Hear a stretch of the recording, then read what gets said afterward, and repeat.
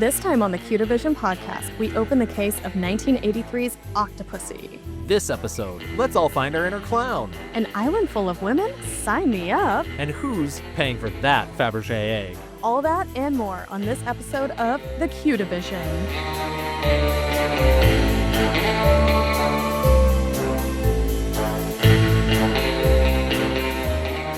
Hello, agents, and welcome to another episode of the Q Division. I'm Gavin, and I've seen all the James Bond movies.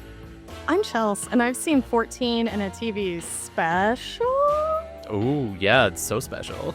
It's so special. I remember everything that happened in that movie TV special. The Q Division's top secret mission is to take a deeper look at the history and impact of the James Bond films and other media through a queer lens. Speaking of, the Q Division is a proud member of the Glitterjaw Queer Podcast Collective. You can find out more about Glitterjaw and their roster of shows at glitterjaw.com. This episode, we realized that this case has just too many arms. So we looked for an agent deep in our art history department, and we brought in film critic and podcaster Ben Miller to help us crack the case. Ben Miller, welcome to the show. Hello, hello. What a pleasure to be here. If you're, I like the opportunity. You look through the entire James Bond film collection and you're like, what's the one where we can get the straight guy on? Like, we can just make sure to really really put the straight guy right front. It's like, oh, this is the one. This is the one. There's definitely no downside to having a straight guy talk about this at all. Ben, you're allegedly straight in my book, which is high praise.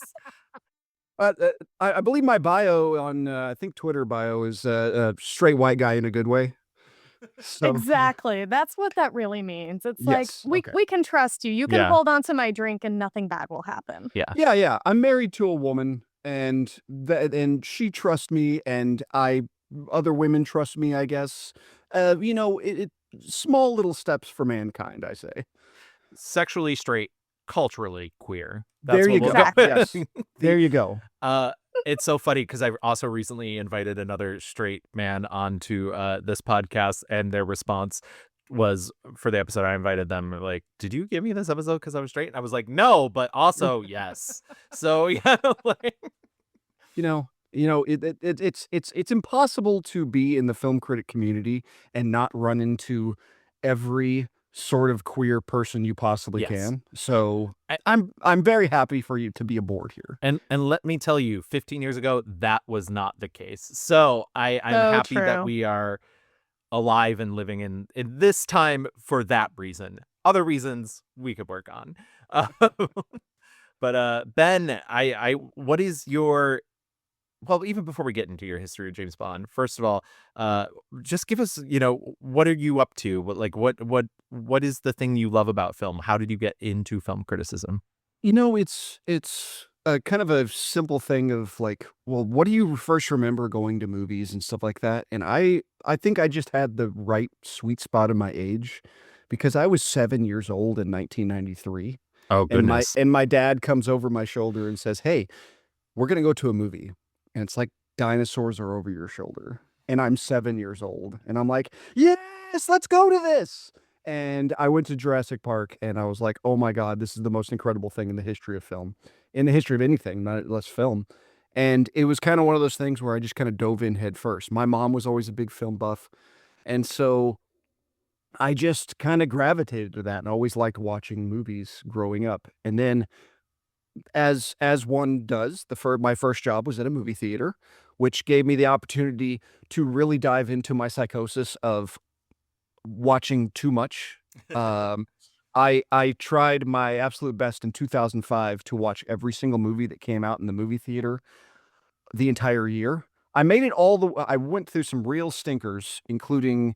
I was going to say, just thinking of that Oscar year, that's a dud of a year minus Throwback. And the funny thing is, before that, you're like, I'm sitting in the theater by myself at 19 watching a Cinderella story with Hilary Duff. And 5-star masterpiece. New York Minute. I watched in a theater. The Olsen twins masterpiece. Yes. And I love the Olsen twins, but you can't get that time back. Yeah.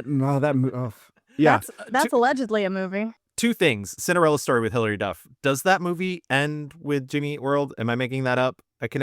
No. Okay. Who is it in New York Minute though? Eugene Levy. No, it's the Easy there's to a confuse band. Jimmy Eat World with Eugene Levy. Correct. I think I about that want all to the say time. it's like Simple Plan or something is in New York Minute, and Mary-Kate Olsen plays the drums for them or something. It's like Oh, one of those man. type bands, though. I am actually right. Cinderella Story does, in fact, end with the song Hear You Me, which was the Jimmy Eat World's tribute to Michael and Carly, who were Weezer fans who died in a car crash. And Jimmy Eat World wrote a song about them. And yet for Cinderella Story, it plays over the like big kiss at the end of the movie. Why don't I This know is how math? Why do I know these things? This is how I learned that Jimmy Eat World had more than one single. Yes. Oh, I was a big How fan. dare you? How dare Yeah, you? exactly. This is the queer coming out right now Yeah. because the straight guys know. Oh, how dare you? Yeah, I was gonna I say can name This is queer culture. multiple albums of Jimmy Eat World, much less a single song. I was Oh, gonna say, man. if you want to see me go straight real quick, I will tell you about the history of Jimmy Eat World. Y'all are gonna straighten this out. Yeah, but I guess we're here to talk about a different Jimmy, by the way. We are. But one last thing I do want to say, I was really hoping you were going to say it was 1993. My dad was like, we're going to go see a movie with dinosaurs. And that's how you saw Carnosaur in the theater. But I guess that not all dreams can come true. No, it No, was a but I double mean- feature. That was this next one.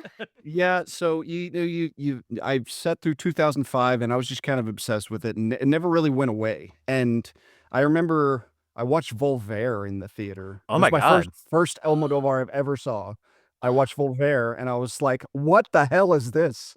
And I was just like transfixed, and I was like, "Oh, I'm missing a part of the world that I'm not understanding." This is the queer And- experience. This is I got to shout out my buddy Manish with one of my favorite letterbox reviews of that movie, and he said that Penelope Cruz's cleavage is for the F word and F words only. So, Yes.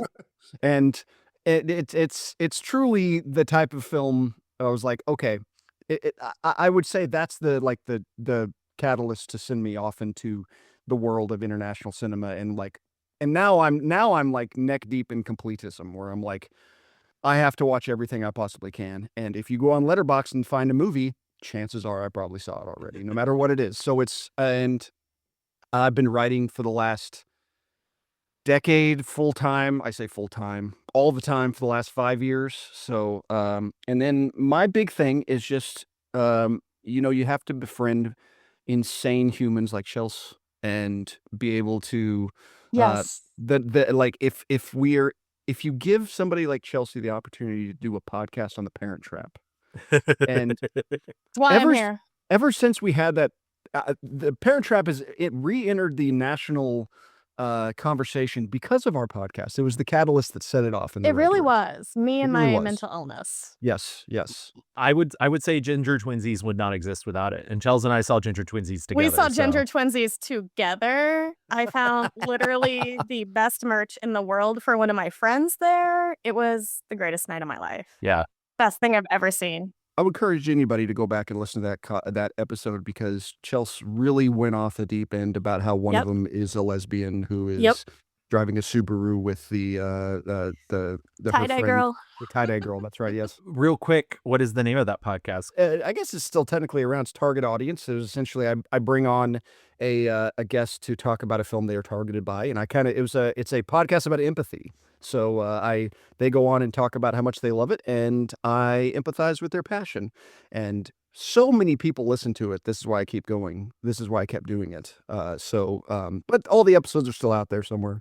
I love that. And I of course want you to be able to advertise yourself. That's why we have each other on our podcasts, is so we can talk about our own work as well. I do have to ask, before I ask Chels how she's doing, because I like to check in with her every episode, what is your history with James Bond? What is your history with Octopussy? So my, being like I said, a straight white guy, it's kind of Mhm. hard to not be around Bond Yeah. whenever you're around things. And- You're kind of the target audience. Ho hi synergy. But growing up, they were always on kind of TV, especially like whenever I think of Bond, I always think of Brosnan, just because that's who was around when I was a kid. And I went and watched this is whenever kind of I also knew that my film watching was different. Me and my friends a bunch of my friends went and watched The World Is Not Enough. And they're teenagers and they're dicking around in the theater. I'm trying to watch the movie. And I I understand that was deeply. like, so I'm in there watching that. And a couple years ago, me and my wife found it was Black Friday, the last minutes of Black Friday. We found a Blu-ray collection of every single Bond movie, and it was like $45. Oh, And amazing. It's and probably so the collection I have. I was out gonna say, I think it's there. also the collection I have, which is just the Bond 50. yeah. Yeah, It's yeah. just So off camera, and it certainly yeah, did not cost me $45 when it came out. So yeah. So we got that, and we're like, hey, we haven't seen all these Bond movies, and so me and my wife spent like the next 3 years chipping away at every single Bond movie, and so we knocked them all out, and then. God bless her, because this was the one that broke my husband, and he still continued after this, but he begged me not to make him rewatch Skyfall, so that was where we stopped. See, That's the one with a good song, right? Yes, correct.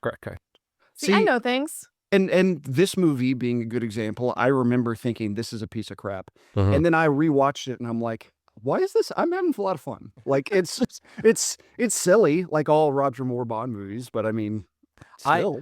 I actually want to agree. I have said for a very long time, Octopussy is my least favorite. Just to give a spoiler alert to everybody, I did have more fun this time watching it than I've ever had watching it for this show. And so I cannot come here to just smear it across the pavement. But I will say it is certainly my least favorite, even compared to Live and Let Die and The Man with the Golden Gun, which have some very choice moments. Like, this one to me is the least fun adventure for me, in my opinion. I'm very excited for Chelsea to get to like die another day, because Yes, that's the one that I always say that's like there's the bottom of the barrel. Yeah, Doesn't get that's my second least favorite. So yeah. But I feel like so far the Godzilla James Bond movie is my least favorite. I will not remember its name. Just You Only Live Twice. You Only Live Twice. That one right there. And yet, this movie, y'all. Let's just say, shortly after I watched this movie, former guest Sophia, I looked at her Letterboxd review before writing mine. Let me read hers though. Oh, please. The star system on this app doesn't apply for how wild this movie is. I did see it with a fun crowd at the PCC though, so it will always be a special Bond viewing experience. I feel like that's true because this film, it transcends space, time, reality, and reason. That was my Letterboxd review. Y'all, this movie, if you can call it a movie, is it good by like sensible standards? Goodness no. Did I have the time of my life in the last 25 minutes? Absolutely. Does it make any sense, and do I remember anything before that 25 minutes? Not really. I know there's an egg and Maud Adams is there and she looks beautiful, and there's another beautiful woman that kind of looks like her. But y'all, who's also Swedish, so. That's true. I do love a beautiful, scary Swedish woman. But this movie, what the hell was this movie? I will say, how much cocaine were they on when they wrote this? Michael G. Wilson, I saw your credits. You're all over this movie. What is going on here, sir? I will say that for a series in which during the Roger Moore era, they go to space, this one feels the most ridiculous. He tells a tiger to sit. Yes. There are elephants that are very important to the actual climax of this movie. And I'm not talking about the circus bomb. I am talking about what happens after that. I did stop the movie at one point and say, does James Bond talk to animals? Like, yes. It's like, it's very, like, there's a Tarzan moment. How could I forget the Tarzan moment? And whenever they do it, I'm like, they didn't need to put the Tarzan yell in there. Like, they could have just had him swinging Shia LaBeouf style. Like, but instead, and like, yet they did, because they knew I would be watching this and needed a reason to clock back in. For all of the like talk of the slide whistle in The Man with the Golden Gun during the stunt and like how much they regret it, no one seems to talk about the Tarzan yell, and no one takes responsibility. Well, I know we're going to get into it, but it's so it's really hard to grasp how this movie saved the studio from financial ruin. Yes. Yes. It doesn't make any sort of sense. You're No. like, No. this is the Top Gun Maverick of 1982 or whatever it is. Like, Speaking of, did Top Gun get ideas from this? I'm convinced Tom Cruise loves James Bond and is just doing James Bond his entire career, but like I don't think you're that's just wrong. stunts. oh man, like the thing on the plane, I Yeah. showed my wife and I'm like, do you know what they didn't do? Fake this. Like Yeah. there was a guy on a plane. Yeah, I was like, this is the finale of the latest Mission Impossible movie. Like, Yes. this is just the Literally like, that. it's just wild thing after wild thing in this film, and yet somehow for me, and maybe I'm just like expecting too much from the narrative structure, and maybe it's because they didn't really have anything to base it on, but that's not really an excuse because they created original scripts without it. Just doesn't flow like a film at all. No. It is deeply boring until you get to the chaos of the circus and that fever dream, but also it still does not make any sense. Like Yeah. when I say I did not know what was happening, I really did not know what was happening. And I watched this twice. Multiple fortified island fortresses. Like Yes. it's like couldn't keep them all straight, and like the main Bond girl and the secondary Bond girl kind of being the same person. Yeah. And like it's funny whenever I first watched it, and the side Bond girl shows up, and I'm like, I don't remember Maud Adams looking like that. And then and I was like, oh wait, that's not Maud Adams. Right. Well, I'm all for giving women more roles, and Totally. and the fact that both of them make it out of this James Bond movie. A But miracle. it's truly a miracle. It's a Q division miracle. But why does Magda exist? Like, Magda could 100% be, because every time I watch this, I keep waiting for there to be a reveal that she knows there's more going on, that her and Kamal Khan are more in cahoots. But no, she knows exactly the same amount of stuff that Octopussy knows. So why do we need her? Well, because you need somebody to ribbon fall down a Yes. balcony, okay? Which like she did That do was herself. really fucking cool. Yeah. it So was- cool. Moonraker is a 5-star masterpiece. It is. It is. In my book, I had the best time of my life. This needed to be a little bit more Moonraker. Yeah. Keep me interested. But just a reminder to all three of us, by the way, it is January, so Happy New Year. Happy of New course. Year. This is why I have my Sprite Chill cocktail. Yes, exactly. All right. Why don't we try and figure out what the fuck is going on and talk a little bit about the history. I'm going to start with the book. There's not a ton to talk about for the book because we've now exhausted all of Ian Fleming's actual novels.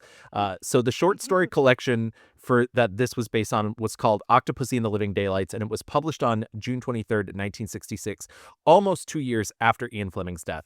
Originally, it just contained those two stories, but it was eventually expanded to include The Property of a Lady and 007 in New York. The short story Octopussy itself was written in 1962 during a period of marital strife for Ian Fleming, shock, in which he retreated to his Goldeneye estate in Jamaica alone to write. Many of the story elements come from Fleming's own interests, including octopi, one of which he had encountered while on a dive and had named Pussy. Naturally. Of course, very Fleming. It even inspired an article he wrote about the animal for the Sunday Times in 1957, My Friend, the Octopus. Later adapted for an Oscar-winning documentary. Yes, absolutely. He also christened a boat of his Octopussy, as it was a gift from his neighbor and longtime mistress, Blanche Blackwell. What a sentence. Yep. What a and, time! and if we are to infer anything, Blanche was not his only mistress. Thank you, Noel Coward. And as for the story itself, Bond only appears briefly, interviewing a Major Dexter Smythe, a former Royal Marine officer, about his connection to the murder of Hans Oberhauser and a set of missing Nazi gold. Hans Oberhauser was an Austrian mountain guide whose body had just recently been discovered after it thawed from a glacier. Smythe had discovered the gold with Oberhauser and killed him for it over 20 years ago. However, Bond had a connection to Oberhauser, as he thought of that man as a surrogate father after his parents' death. Oberhauser was apparently a ski instructor. This character will come up again in the films, oddly enough, but I'm going to put a pin in that for Chels. Bond leaves Smythe to consider suicide or disgrace, and when Smythe is stung by a scorpion fish that he intends to feed his pet octopus, Octopussy, he is dragged underwater as the poison sets in. Bond believes it was a suicide, but decides to deem the death an accident as to not ruin Smythe's reputation. The film obviously jettisons most of this plot, but does scrape some of the auction and Fabergé egg intrigue from the James Bond short story The Property of a Lady as well, to add to this film. Wow, I was gonna say, none of this happened, I don't think. There's I know I forgot a lot of it after watching it twice, but wow. There's the scene later in it where Octopussy explains why she doesn't hate James Bond on sight, and it's because basically they take that story and make it about her dad. And not about Nazi gold, if I remember correctly, about something else. But I specifically remember that spot, and I remember like having to rewind it 3 times because I'm like, why am I zoning out every time they talk about this? Like, yeah, because it's just kind of, yeah. It kind of feels a little like, admittedly, though, the scene is done much better in Down with Love. It kind of feels like Renee Zellweger's monologue in Down with Love. That's just like a 10-minute shot of her standing there delivering a monologue. And you're just like, wait, what? What is happening? What a strange but watchable film. Oh, I love that movie. I love it, but it's strange. Oh, and I can very admit much it. so. In terms of production, United Artists were still suffering the financial losses from Michael Cimino's Heaven's Gate, as mentioned in the last episode, but still had faith in the Bond series' ability to basically print money. So they moved ahead with Octopussy following For Your Eyes Only, a deal that was honored even though United Artists was bought and merged with Metro-Goldwyn-Mayer, also known as MGM. I say that as though nobody knows what MGM is, but you know. They might not know. I Exactly. mean, Tony Goldwyn is part of the MGM legacy. That's true. I still think of every time I saw him, my friend Dan Mecca, former guest of the show, and I were walking through Times Square and we saw Tony Goldwyn, and without missing a beat, Dan just shouted, "That man killed Patrick Swayze." Anyways. He'd be a great Bond villain, let's be real. He truly would be. So that merger happened just 1 month after this film was announced between UA and Metro-Goldwyn-Mayer. And by merger, I say like Metro-Goldwyn-Mayer, MGM like took over United Artists. They still were a filmmaking unit inside MGM, but MGM was now their parent company. It was a pretty safe bet as the James Bond series had now become one of the highest grossing movie series of all time after the release of For Your Eyes Only. So they knew this was, going to only help their portfolio. Both Michael G. Wilson and Richard Maibaum returned to pen the script. This is Maibaum's 10th Bond script, and this time they brought along novelist and screenwriter George MacDonald Fraser to join them. Fraser is the one who suggested they move the plot from Japan to India, as he had done extensive research on the country for his Flashman novels. I don't know if either of you have ever seen the Flashman movie. It's insane. Have not. And also no Bond film had been set in India yet. He was also responsible for the sections in which Bond dresses as a gorilla and a clown. Sequences that Albert R. Broccoli heavily criticized, but Wilson and Maibaum kept in the script. The jewelry smuggling plotline was Law and Order style, ripped from the headlines, based on a real scandal involving the Soviet Union's General Secretary Leonid Brezhnev's son-in-law and the Moscow State Circus being used to smuggle jewelry. And then in terms of direction, John Glenn was also invited back to direct his second Bond film, and this will be his second of 5, I believe. So John Glenn is like strong directorial guy for them. Even though she had worked in the publicity department since The Spy Who Loved Me, Octopussy is the first Bond film that future Bond producer Barbara Broccoli is credited as an executive assistant, and she will only go up from there. Roger Moore had begun to discuss retiring from Bond again, and Eon decided they would do a much more public search for a replacement, including the likes of Timothy Dalton, again, Lewis Collins, Oliver Tobias, and even future Mr. Barbra Streisand and notable American James Brolin. Some of these stories are really like this. This is a fascinating aspect of this. Like, this was not like let's put some feelers out. This is like a media circus in the middle of all this. And it's funny because the last time they did this, which was during For Your Eyes Only, Roger Moore kind of used it as a bargaining tool to like be like, oh, well, then I'm not coming back. And then like 2 weeks later it was announced he was coming back, which means he probably got a sweet paycheck. But this genuinely is Roger Moore considering retirement. This is Roger Moore being like, I am Danny Glover too old for this shit. And United Artists being like, okay, we got to find a new guy. It really is dedication about like, Daniel Craig and Roger Moore are the two of like, I really don't want to do these anymore. Yes. And then I'm just tossing cash to make a, please come back. It doesn't matter how crappy these movies are. They make money. Please come back. Well, that is a perfect segue because there is very much a reason that Roger Moore comes back, which, by the way, just on the James Brolin front, some have actually said that he was hired for the role. There are audition tapes with him and Maud Adams, which is hilarious because she had not been given the role of Octopussy yet either. And it's them doing the For Martian with Love scene with the like, oh, some say your mouth is too big. That sort of Sean Connery-ness. Look surprised to see me. I thought you were expecting me. So you are Titania Romanova. My friends call me Tanya. Mine call me James Bond. But I think my mouth is too big. It's just the right size. For me, that is. Brolin's actually very good, even though very clearly American. He apparently was going to move. He was ready to move to England. Yeah. He was ready to up and move, and he had kids and everything. So like he was ready to go for it.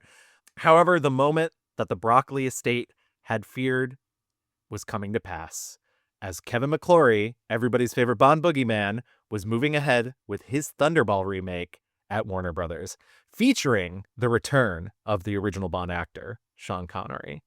A move that scared Broccoli so much that Eon pushed to keep more, as they thought that only an established Bond could fend off Connery. And for the rest of that story, well, you'll just have to listen to the next episode. Oh boy. That is called good podcasting. so I have seen that Never Say Never Again. Yes. It does feature some of my favorite shots, and by shots I mean Sean Connery from the waist up, because he is very much not in shape but still has to be shirtless.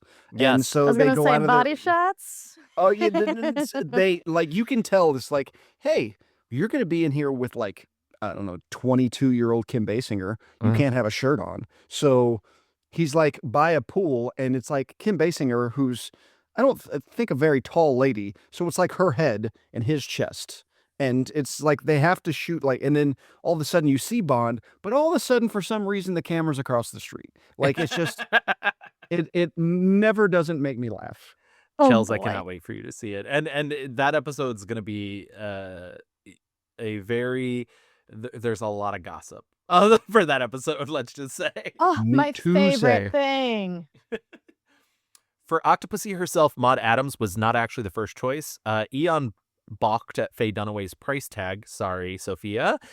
And She when- would have been excellent. Faye She would have been Dunaway. amazing. Yeah. Oh, And when the character of Octopussy was briefly thought to be played by an Indian actress, Persis Kambata auditioned for the role. I put that in there because I love Persis Kambata and think she actually would have been really amazing. ooh. Kathleen Turner was also considered, as it was thought that she could, quote, pass as Indian. What? Boo. Oh my Lord. I mean, I would love her in a Bond movie even now, but also that's fucking wild. It's the 80s. I know. See, this is the thing, like every time, especially like I said, I was going through my completism and I'm going through stuff in the 40s and 50s and 60s, and the amount of color face that they do across these films. I You're like, well, you shouldn't have done this in 1946, but they still did it. And then like in the 80s, they're like, you know what, maybe we can still get away with this. And everybody, no, this is 40 years later. We didn't Right. like it 40 years ago. It's one of those things where like everybody wants to play devil's advocate. Everybody wants to be like, they didn't know any better. They did know it better. It's just that they knew they could get away with it. And Also, the devil doesn't need an advocate. He's the devil. eventually, Broccoli announced that Adams would return to the series as this new character, Octopussy. And even though they darkened her hair, they did add a line in the script to explain that she'd just been raised by Indian parents. And that even gets taken out of the script. And then they would just replace it with the story from the book Octopussy about her father being a British person. So Yeah, colonizer. exactly. At least they didn't paint her brown. Thank God. Though I do think it's funny that they were like, "Well, darken your hair just to hint at it." Like, what world or what's going on? It's like here? dishwater blonde still. Yeah. Pam Grier also says she turned down a role in this film to pursue theater and hone her craft, which Love that for her. She was quoted in Entertainment Weekly in 2023 stating, "What am I going to do?" She explains. "Am I going to help rescue him? Is he rescuing me? A Bond girl is an afterthought. A Cliff Notes, perhaps." I love her. This too. era, Pam is also so hot. Yeah. Oh, Oh, Pam man. Grier, you're wonderful. She would have been so cool, but she's way too cool for these movies. Let's be real. Yeah. She's way too And cool. you can tell that whatever the morsel of that was hung over for A View to a Kill. Yes. Yeah, it's- 100%. Yeah. But here's the thing. She's right. Like, she's basically played James Bond 5 times over at this point, too. She did it all throughout the 70s. So, like, what is she going to do? Rescue him? Like, she doesn't need the help. Gavin, you're saying that Pam Grier movies are James Bond movies? Uh-oh. Oh, Pandora's box. new episodes. Oh, excursions, here we come. This is also the first film in which Robert Brown plays M after the death of previous M actor Bernard Lee. Brown had previously played Admiral Hargreaves in The Spy Who Loved Me 6 years earlier. For some, it is headcanon that this was a promotion for Hargreaves. That's fine if you want that to be your headcanon. I think trying to apply continuity to James Bond movies is a silly thing, but we'll play your game, headcanon Wait, people it's a out there. silly thing to expect continuity from movies that have been around for like 60 some odd years. I And know. even if you kill off a James Bond, like I it does know. not write you into a corner. What? Sorry, Anthony Horowitz. Which I liked Anthony Horowitz's novels, so I was really disappointed to read that. That just came out this week, or as it's January, 2 Couple months ago. Yeah. Broccoli hired his friend Louis Jordan to play villainous Kamal Khan, while his daughter Barbara suggested Stephen Burkoff for General Orloff after having seen him perform in his own play Greek in Los Angeles. Broccoli also brought in popular Indian professional tennis player Vijay Amritraj to play Bond's Indian ally Vijay. Notice he even uses a racket in the film. Kabir Bedi was cast as Gobinda, Kamal Khan's main henchman, and Swedish actress Christina Wayborn was cast as Magda in the film after she was seen playing Greta Garbo in a TV movie. Wait, is that where I've seen her before? You might have. You have seen the Greta Garbo TV movie? Have you met me? What a good response. I love that Maud Adams was like, every time I'm in a James Bond movie, they just seem to cast me with another Swedish actress. Like, I will say every single name that you read there are some of the most beautiful people I've ever seen in my life. yes. Yeah. Like this cast is so hot I that even though I mixed up so many of them, mostly Maud Adams and Christina Wayborn, I was just like, damn, these people are so hot. I understand it. I would do crimes for them. Louis Jordan just died a couple years ago, and I remember when I think it's probably more than a couple years ago at this point, probably like a decade ago actually, but I remember when he died, and like I guess I hadn't thought about it, but I was like, wow, he's like a really beautiful man. Louis Jordan, what gentleman. Such elegance that he brought to the production. He's a very suave man. Cubby always loved the way Louis would say, Octopussy. Octopussy. Octopussy. He's gorgeous. Yeah, like in his autobiography, Cary Elwes said that before he was an actor, he worked as a production assistant on this film, and his job was to drive Roger Moore to work every morning. And he was like very visibly nervous the entire time. And he remembers Roger Moore was a gentleman the whole time, but like he basically had to be like, you can drive a little faster. Because Cary Elwes kept being like, what happens if I kill James Bond? Lois Maxwell, of course, returned as Moneypenny, but for the first time, she is seen with an assistant, Michaela Clavel, playing Penelope Smallbone. A move Maxwell feared was an attempt to transition her role to that of a younger performer. They gave Miss Moneypenny a secretary for the first time. This is a very beautiful young girl, and obviously I'm going to be pushed out of the Bond films. She is as attractive and as charming. As I used to be? I was a little, sort of annoyed until I found that she was James Clavell's daughter, and her mother was April Stride, who had been a model with me when in London when we were about 18. And Lois Maxwell is perhaps correct, but this is not Lois Maxwell's last film. So she does. Because I love her. I know. I was going to say you would be so sad if this is how they got rid of Lois Maxwell. In the years of all the stupid Bond names, Penelope Smallbone is up there. As Yeah. in, like, even it doesn't even make any sense. And it's like, like they could have thrown something else in there, but It's a real last name. It's the last name of I think it was like an extra on a previous film, or it was somebody that one of them knew, and they were like filing that away for future James Bond. I'm sure there's a real person like Jonathan Humpalot, like and with so He's actually the guest for the next 3 episodes. So Ah, you're right. there you go. Perfect. Apparently during the filming of her first scene, Lois Maxwell was so flustered she like turned to him to Roger Moore and introduced Penelope Smallbone as Penelope Smallbush, and Roger Moore immediately shot back, Lois, we know where your mind is. Honestly, they should have kept that name. That's Yeah. even better.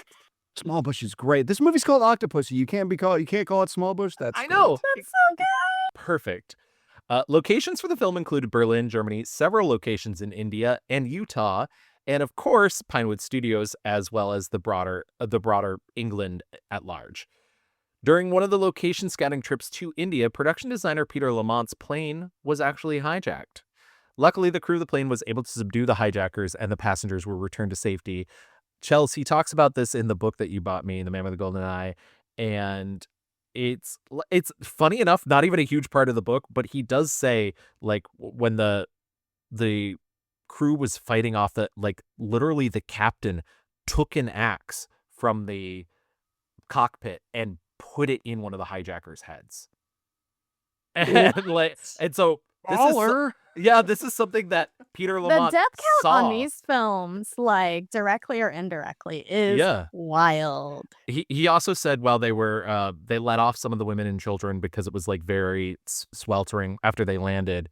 Even though the hijackers were still on there, the hijackers let off some of the women and children, and another man sat down next to him, and just to make conversation to pass the time, the man was like, "What do you do?" And he was like, "I work on James Bond films." And the man was like, "You don't happen to have any of those gadgets with you?" And he was like, "I did not find it funny." That's so funny. Yeah, I know. Everybody else will. That's the thing. Hollywood stunt pilot and aerial coordinator J.W. Corky Fornoff was hired to pull off the pre-credit sequence where Bond pilots a home-built BD-5J aircraft, say that 5 times fast, through an open hangar. Fornoff would often fly the plane around 150 miles per hour, something he has been quoted as saying would be done by computers nowadays. A dummy aircraft was built that connected through a pole into a Jaguar below so it could be driven through the hangar and look like it was flying, allowing Roger Moore himself to fake the stunt. The rest of the flying was done cleverly with miniatures and models. Also, the car driving on the train tracks that happens later in the film is in fact a practical stunt. They were able to let Moore drive that car on the tracks himself. This is what's missing from today's movies. I agree. It's just like I remember they talk about the amount of miniatures used in Independence Day, and it's a record that will never be broken because they just don't use miniatures anymore. But miniatures look so friggin' cool. I'm not even the world's biggest Christopher Nolan fan. Christopher Nolan uses miniatures all the fucking time. That's why all of his Batman movies look so good. That's why Inception looks so good. That entire like James Bond sequence that happens in Inception in the snow with like the men skiing and stuff, a lot of that's miniatures, but it looks amazing. All practical effects are better, are superior to almost all computer effects. Like I watched Escape from New York the other day. Oh my God, I love Escape from New York. The famous New York computer with the tape, and I was like, it looks like $1 million, and it's lit incredibly and stuff like that. And all you can say for this movie, and all its faults, and there are numerous ones, they are not skimping on stunts. Exactly. Man, they are not. As a person rewatching all of Doctor Who for a podcast right now, I can say practical effects, practical costuming, practical stunts, everything. So much better than CGI garbage. I will say, if you go frame by frame of the plane flying around the hangar, you can clearly see the pole. But they were also very clever about where they positioned people in front of the camera to try and hide it. And in motion, it looks great. It truly does. So movie making is magic. If people are going frame by frame right to find these things, then you do not like movies. Right. Yeah. Open your heart. Solid. Stunt coordinator Martin Grace was actually injured during the filming. I always like to mention when somebody is injured during filming because, once again, art is not more important than people. And a lot of people do put their lives on the line to make these arts for our entertainment. So he was injured during the filming when doubling for more during the train stunt, fracturing his leg and shattering his hip on a concrete pole due to a miscommunication with the second unit director. Essentially, the train was supposed to stop at a certain point because they'd marked out a certain length of track that he could hang off the side of the train from. And the second unit director did not tell them to stop. And so the train moved on to a unplanned track, and he was immediately hit by a concrete pole, and it just shattered his hip. Yeah, that's pretty wild. I mean, even on that stunt in general, like he's like hanging on the side, and it's interesting, and they're kicking feet, and then they scrape a tree. Yeah, and I was like, that looks so terrible. And that was planned. Like, that's crazy. Nuts. That's nuts. He showed up later, like they were not done filming before he got out of the hospital. So he showed up back on set to be like, hey, it's okay, I'm fine. But I mean, he was on crutches and everything. But Sir, you are not okay. You are not fine. Right, exactly. I hope that second unit director was fired for Former that. second unit director, I was about to say. Right. I do not You think have he to be was. better. There's Probably plenty of not. interviews with him. So it upset me because I was there. I was looking at it through the camera, and I very nearly stopped shooting second unit after that. I bet he's more careful after that. yeah, absolutely. John Barry was able to return to score this Bond film, as we can only assume he got his tax issue sorted. We can now confirm it was in fact taxes that kept him away from For Your Eyes Only, much like it was The Spy Who Loved Me. Even though the film was largely set in India, Barry avoided traditional Indian music or instruments as he felt they wouldn't feel authentic. But please remember, this was also the man who couldn't find anything interesting in Turkish music back when they did From Russia With Love. So take that as you will. John Barry thinks salt is spicy, I bet. Yeah, I bet you. I bet you John Barry's like, ooh, too much pepper, like black pepper in my food. No. He's the go-to of the internet meme of why did the British conquer all these places just for the spices and not use them? Like it's. And I say this only out of love for John Barry, but I just think it's so funny to be like, yeah, I don't. But hey, actually. Now I will play devil's advocate. Sorry for being an advocate for the devil. But maybe he was as a white man, which I doubt it, he was like, I shouldn't be trying to wade into Indian waters. Guarantee he was not thinking about that. Yeah, exactly. He also put in more than the average nods to the Monty Norman James Bond theme into this film, just so when the McClory Bond film came out, a movie that could not use the theme, people would recognize this as a, quote, official Bond film. While it did make me laugh, catching all of that in the movie, I will say it's a level of petty that I deeply support. Yes, me too, actually. Barry also co-wrote the opening theme, All Time High, with lyricist Tim Rice, a song that was sung by Rita Coolidge and would take the adult contemporary charts by storm. However, recording wasn't easy. The lyrics weren't even finished by the day that they were set to record, and it sounded like Coolidge was stuck in a hostile environment. She's still proud that she at least got to do a Bond theme. I watched an interview with her where she was basically they were screaming at each other while she was trying to record. And she's like, I'm a folk singer. This is not how recording studios go for me. I think at one point Phil got mad at somebody and threw a roll of tape. It scared the P1 out of me. I was like, whoa, I don't do this is not the way I record at home, but okay. It's also not a very good song. There we go. You said it yourself. It's pretty bad. I said in the last episode, I associate For Your Eyes Only and All Time High with being in doctors' offices when I was a kid, because invariably they were on adult contemporary radio stations, and that's when I would hear them. And so I find especially All Time High very triggering, but it is such a sleepy, boring song and just doesn't feel like a James Bond song either. It is a natural segue into elevator music.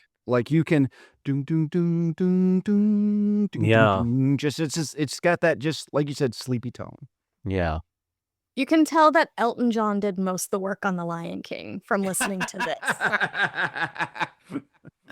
They did talk about trying to put the word Octopussy in the song and just finally scrapped it. There's some Remember rumors when they had to have The Spy Who Loved Me in there? So they just exactly. threw it, throwaway line.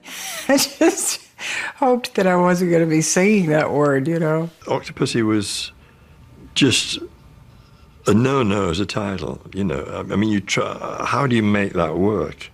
I tried Octopussy. You know, I don't know. I met with Tim, and Tim came up with this. He said, "I got this title, All Time High." I said, "I love that. You know, it's a great title." Apparently, there's some rumors, and I didn't even put this in the show notes because I think it's too rumorific, that this was another film in which they were considering Frank Sinatra, and he'd written all these lyrics that were like very sexually forward. And then when they got in the recording studio, it wasn't actually Frank Sinatra, it was Frank Sinatra Jr.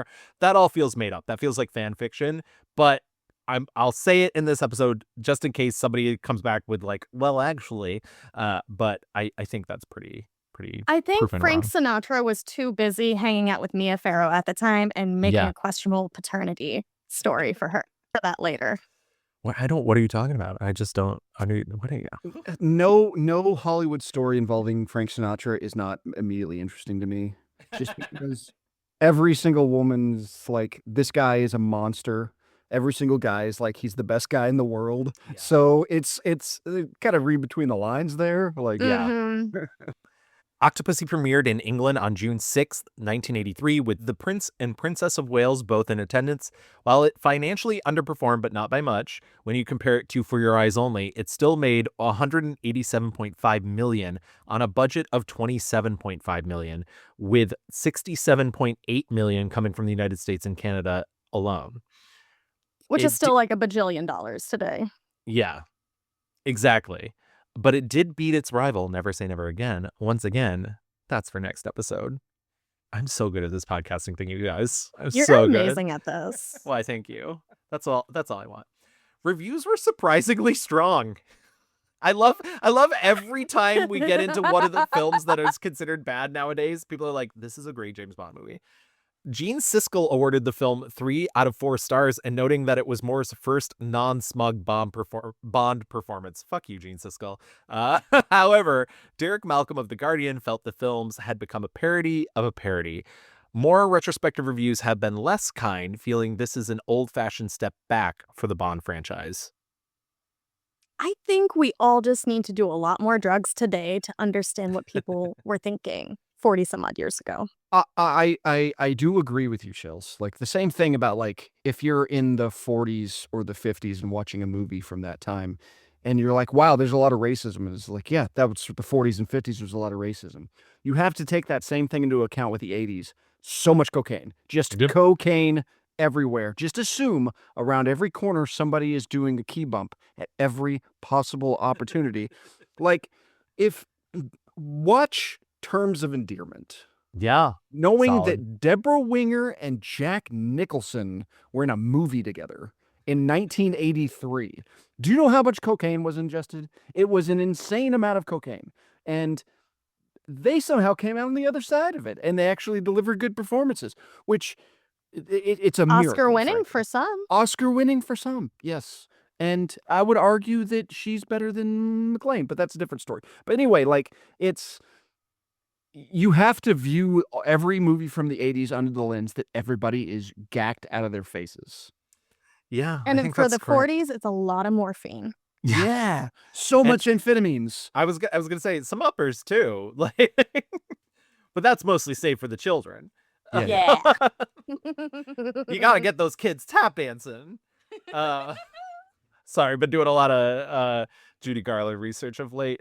But yeah, I didn't put this in the notes either. I was thinking about this in the context, and when I was reading some of these reviews, I was thinking about like I think part of the problem is, and why parts of this are boring, are because they really are trying to capture that like pre Roger Moore era James Bond, and not so much in the like he's gonna break Maud Adams' arm to get information, but more. This I feel like I can see Connery in this James Bond, and I don't think it would make it any less boring and any more interesting. But this feels like the most Connery Bond we've had since Man with the Golden Gun. I can see that. And I feel like this is the one where maybe Moore is the most miscast, where he's too much of a gentleman. Mhm. Like he's. I heard I think it was Patton Oswalt. He said, if you want to make a good Bond, you have to have somebody who's equal parts charming and equal parts psychopathic. Yeah. And it's kind of what I don't really think they've ever truly nailed it, because you have actors like Moore or Brosnan who are overwhelmingly charming, but they don't ever touch the psychopathic. And then you have a guy like Dalton who's almost purely psychopathic, and it really like needs more charm. And then like Craig is like, he has the charm, but he's still like, he's way more interested in messing somebody up. And kind of same thing with Connery. And you also have the baggage of the 60s and all that kind of stuff. So, and with this one, you're so just like, man, I don't feel like he's gonna actually do anything bad.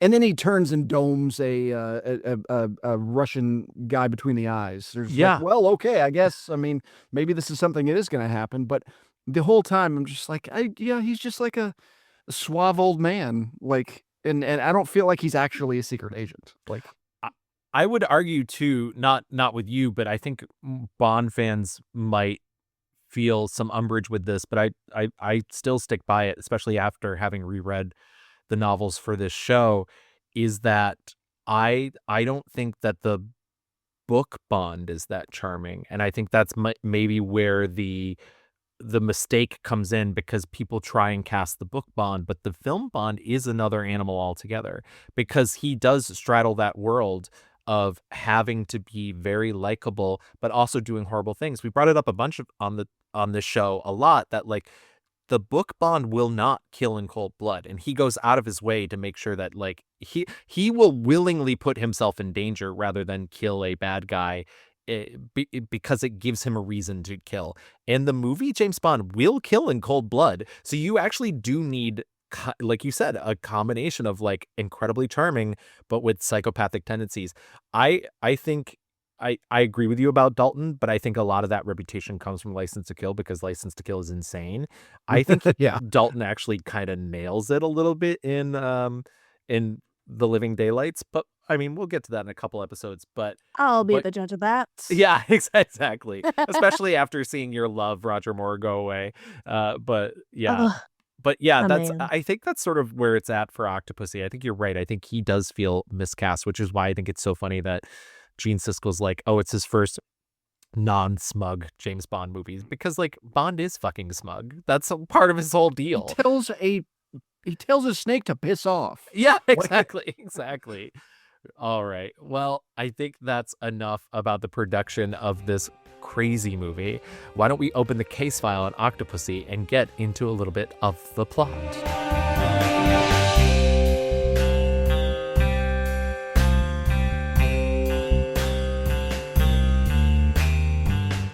We start with the gun barrel in the classic Monty Norman theme, perhaps more trumpet forward than we've ever heard over the last couple films. Wonder why? Perhaps this is a signal we are going for nostalgia this time around. The barrel widens out to reveal army trucks, followed by Bond, clearly in disguise, driving a horse trailer onto a racetrack. Of course, as one does. He turns his outfit inside out after parking, and suddenly he's a colonel. A beautiful woman, his contact, gives him a new ID and plants a fake mustache on his face. I have to say mustache because what a mustache that was. That is not real at all. As it's so funny, as soon as they put it on, I was like, wow. Like, it's like not even kind of close, but okay. Put him on King of Drag. Yeah, exactly. It was truly like, what, like, who is that fool? And it fools multiple people. But anyways, James makes his way to an army base, easily walking in and encountering little resistance. Once he gets to his destination, a small spy satellite in the nose of a jet in the hangar, he karate chops a man, plants a bomb, and just before he can make his escape, is surrounded by guards with automatic weapons. It seems the colonel he was impersonating was already on the base. The guards drive him away, but not before his contact follows suit with his horse trailer in tow. I do love that this adds to James Bond being bad at his job. That is my favorite thing throughout this whole franchise. He's actually kind of bad at his job. Well, he just walks in, no resistance at all. Like, and also, like, I do give the film a touch of credit, because Moore does look a lot like the guy that he was impersonating. I was Good like, casting. hey, good casting. He's like, hey, nice. That works out. With people who are definitely not Fidel Castro. Like definitely not big tall guy with a big beard and a cigar. Like definitely not who they're talking about. No. Why would funny. you even assume that? I don't know why. That's what he was missing. More cigars just like line his mouth. There you go. She distracts the guards as she drives by with her best hair tosses, of course. And Bond is able to leap into her truck, gunning down the officers who had captured him. He then unhooks the trailer, and out of the rear end of the fake horse in the back, he flies a high-speed prop jet into the air to make his escape. Gavin always gives me the silliest sentences. I don't read ahead, and this is why. The amount of fake animals in this movie Right. is really delightful. Are Like, there more just, fake animals or real animals? more fake animals? Yeah. This feels like a weird psychological test you're conducting, Chels. Ben, do I'm you see more testing fake Ben's animals? Jurassic Park knowledge because I feel like animatronics. This is the pathway, James Bond to Jurassic Park right now. Well, I mean, there's really something to be said about a massive horse ass and tail going straight into the air, and then a very phallic object immediately appearing. Like, Clearly. I also, speaking of bad disguises, who was buying that was a real horse end? That was like, The Trojans would not buy that. no. and every time I saw it, I saw it this time, and both times I was just like, I don't know if that plane would actually fit in there. It's like, it's very much the suspension of disbelief. But I mean, like, a plane is coming out of a horse trailer, and I really expected that horse trailer to just fly past the car after he unhooked it. But I mean, whatever. A heat-seeking missile is fired at the jet, but Bond flies back into the military hangar and clean through it as his pursuers are too late closing the other side. He escapes as they all blow up. Bond is quite proud of himself until he notices he's out of gas, so he lands the tiny plane at a gas station and says, "Fill her up, please," with a smile. I did cackle. So that, I guess John Glenn was like, that joke doesn't work, cut it. And then the trailer editors, and here's something we don't often talk about. When you're making a trailer, oftentimes it's the studio doing it. The people making the movie have very little hand in advertising their own movie. And they have access to everything. So they do not know what's in the movie. They do not know what's being cut and whatnot. The trailer editor put it in the trailer, and it got tons of laughs. And so John Glenn was like, fuck it, keep it in. See, this is why there's so many scenes in Rogue One that you're like, that wasn't it. That was in the trailer. Where is it now? And then you have, like, see, this is my appreciation for a guy like Fincher, who's just like, I'm going to cut the trailers. Yes. And I'm going to control the marketing because I want to be, because he's an insane person. So he has to be able to do all that kind of stuff for himself. Mr. 99 Takes is insane? Meanwhile, Maurice Bender takes over for the opening sequence as a pair of ladies' hands just close around Bond's face to the sound of sultry saxophones. We're treated to the sleepiest of James Bond themes as silhouettes dance on swirling backgrounds. Neon James Bond trace. The way I forgot most of the sequence until I'm reading it now. Neon James Bonds trace naked women's bodies with some very clear nipples and a negative Xerox of Roger Moore is hugged by 8 arms all holding guns. All that plus lasers. It's got to be one of the cheapest of the opening sequences. It's the Laura Branigan Gloria video of James Bond's opening theme songs. You're just like, you know what? We have these like 4 models over here. Couple pasties, maybe not in every place. I was gonna say, I don't think there were pasties. And then also we have access to this skating rink where these people are doing these tandem skaters. This guy obviously going to be in a suit. This woman will be naked, and they will be doing tandem ice skating tricks and lasers. If only the song was as catchy as Gloria. Oh, man. Can you imagine what a banger that would start as the movie? I would love it.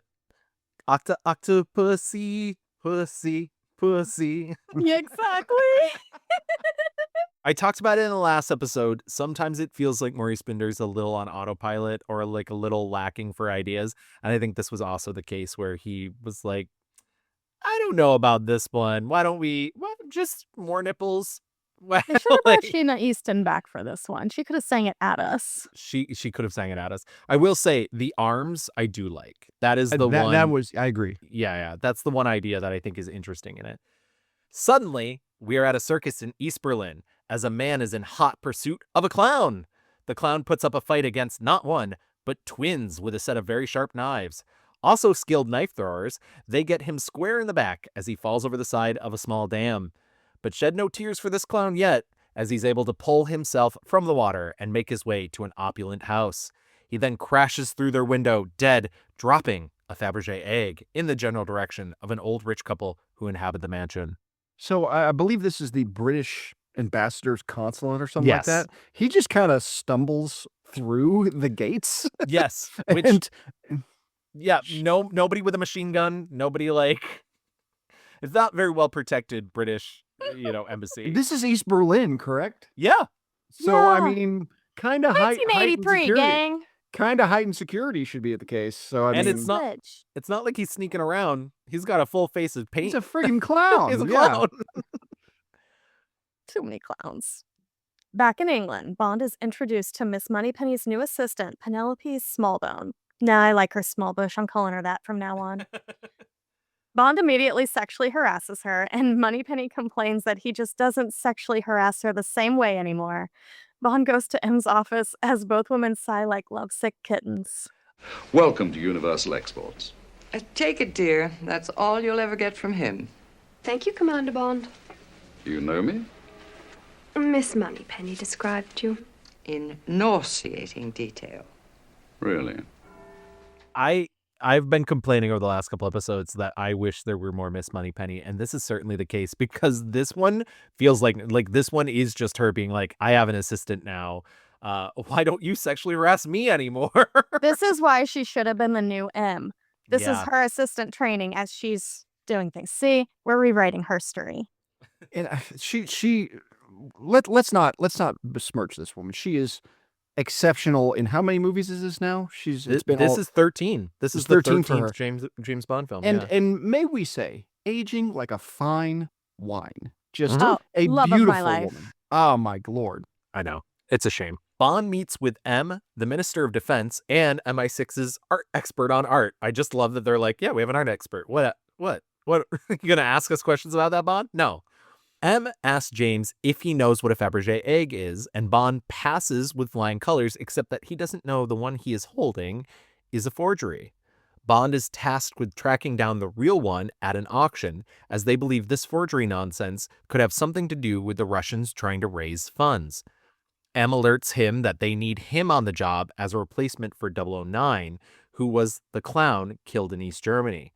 Bond says that they do have one lead, the property of a lady in the auction guide, a clever shout out for Bond readers. Back in the USSR, thanks Beatles, the returning General Gogol is attempting to convince the gathered generals that they should join NATO. However, General Orlov, first off, this guy was wild. Like, Yeah. eating every bit of scenery. It's not even Oh my chewing. God. It's My just devouring. Orlov thinks this would be a sign of weakness. He rotates the table towards the map as we get a very wide shot of the impressive set. This production designer, Peter Lamont, is doing his best Ken Adams impersonation and pulling it off spectacularly. He really was. Yeah. I mean, the guy had to have a lot to eat for that scenery. Orlov explains how fortified East Germany is under his supervision, claiming he alone can invade Western Europe and annex all of Europe. Sure. The head of the USSR chooses Gogol over Orlov and states that worldwide socialism will be brought about peacefully, just as Orlov is given a message he's needed elsewhere. I personally would love some nice, peaceful worldwide socialism right about Yeah. now. Maybe he had some ideas. Just say.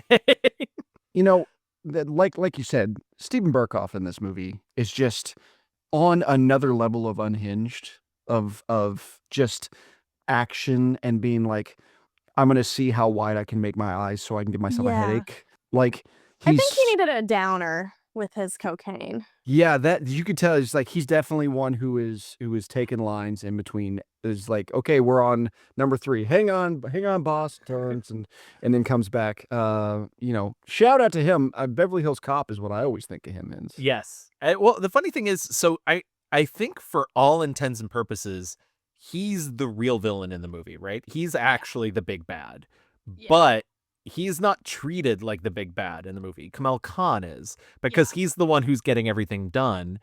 And so I truly think he's just taking every scene he can and being like, guys, I'm the one here. You will remember me. Yes, exactly. And I don't always think it's great, but I do think he's certainly there.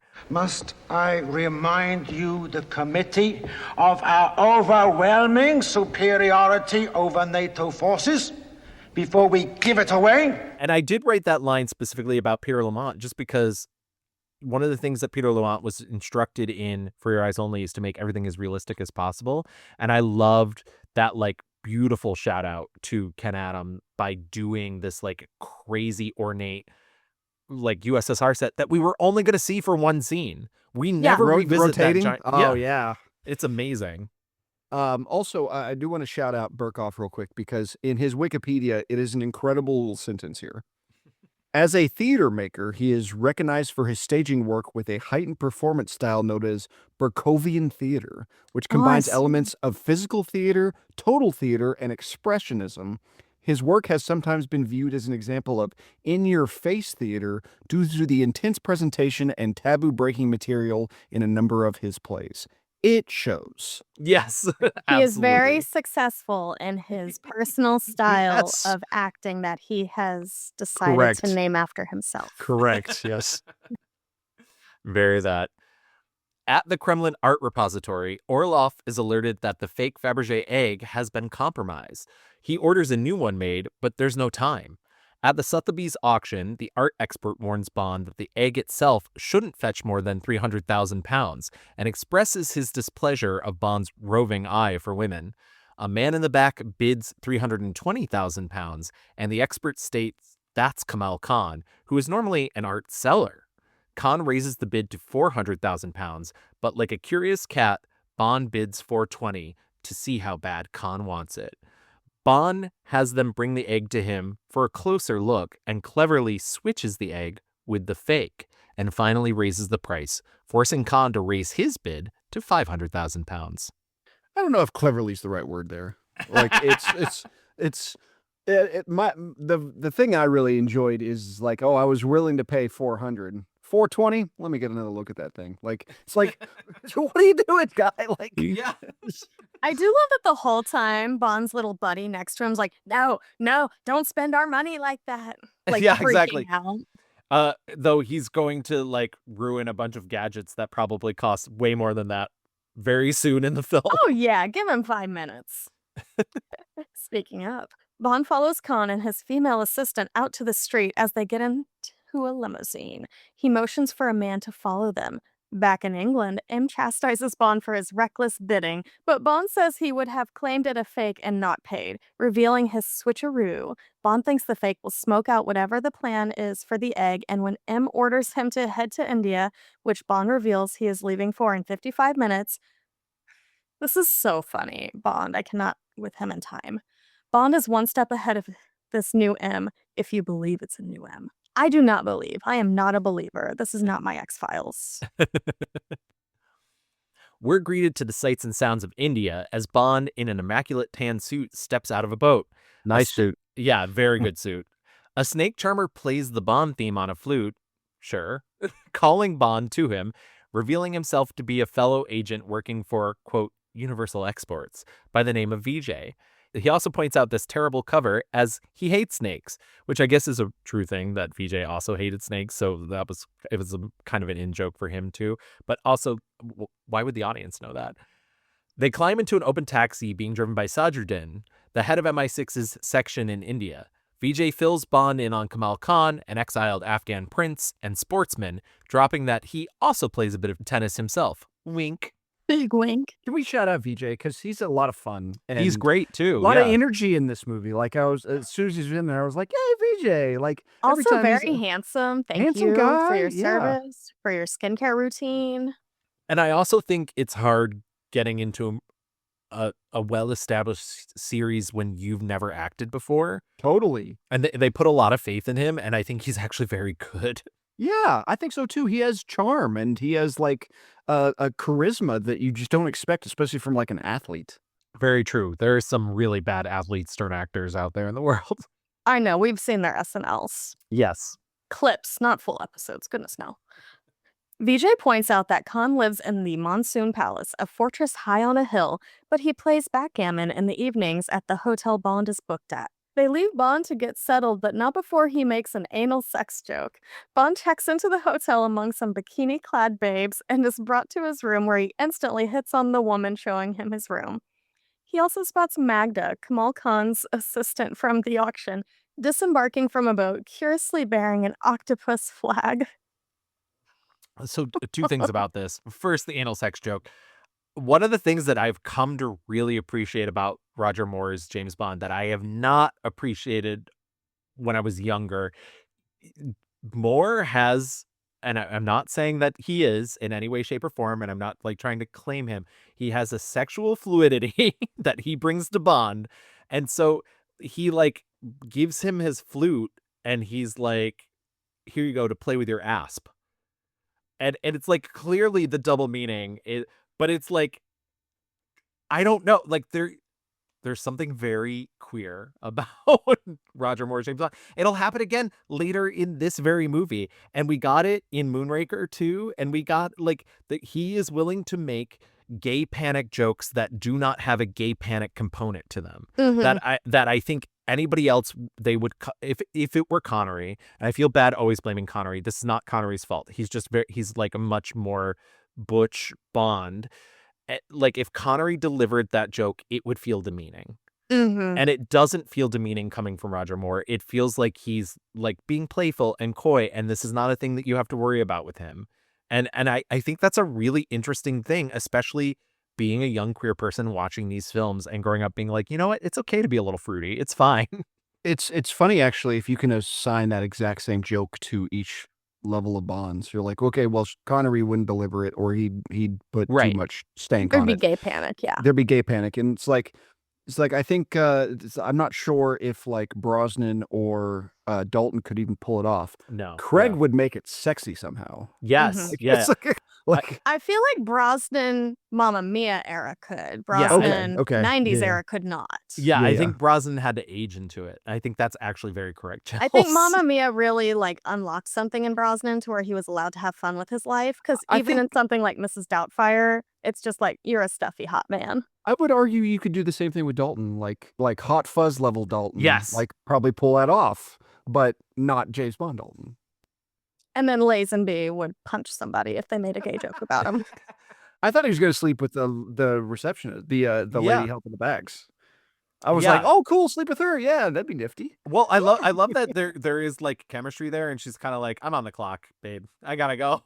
Like I'm working here. You want to pay for it? Fine, but I'm making bank right now. The other thing I did want to mention, the octopus flag. They had to like go out of their way to make sure, once again, because Kim McClory is off making his Thunderball, they no longer have the rights to do anything Spectre. They had to make sure the octopus flag looked nothing like the octopus on the Spectre symbol. And so that's why it's very colorful and the legs are in a very different position and whatnot. It's a gay octopus, we get it. Exactly. Down in the lobby, Khan is fleecing a major at backgammon. Who knew it was such a competitive sport? But Bond spots him palming the dice and cheating. He joins Magda, will we ever hear her name, at the bar, and admits that he was at the auction. Knowing she is now part of some game he is playing, she leaves before he can buy her a drink. Back at the backgammon table, Bond offers to step in for the major, taking a 100,000 rupee bet. Bond initially loses and doubles the pot and offers the Fabergé egg as collateral. He takes Khan's lucky dice and wins. Khan starts to write him a check for 20,000 rupees, but Bond prefers cash. Khan warns Bond to spend the money quickly as his henchman Gobinda crushes the rigged dice with his bare hand.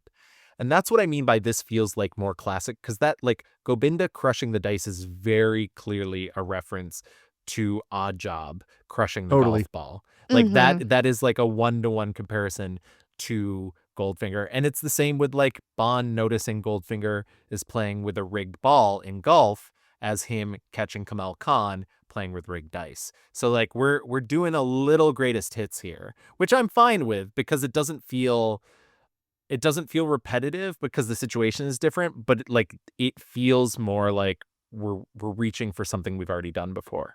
Yeah, it's like trying to keep an audience in the familiar nostalgia place because of the Connery one that's coming. Yeah, It- exactly. It also made me laugh because it's like they're acting like 100,000 rupees or 200,000 rupees is a lot of money. It's about $1,000.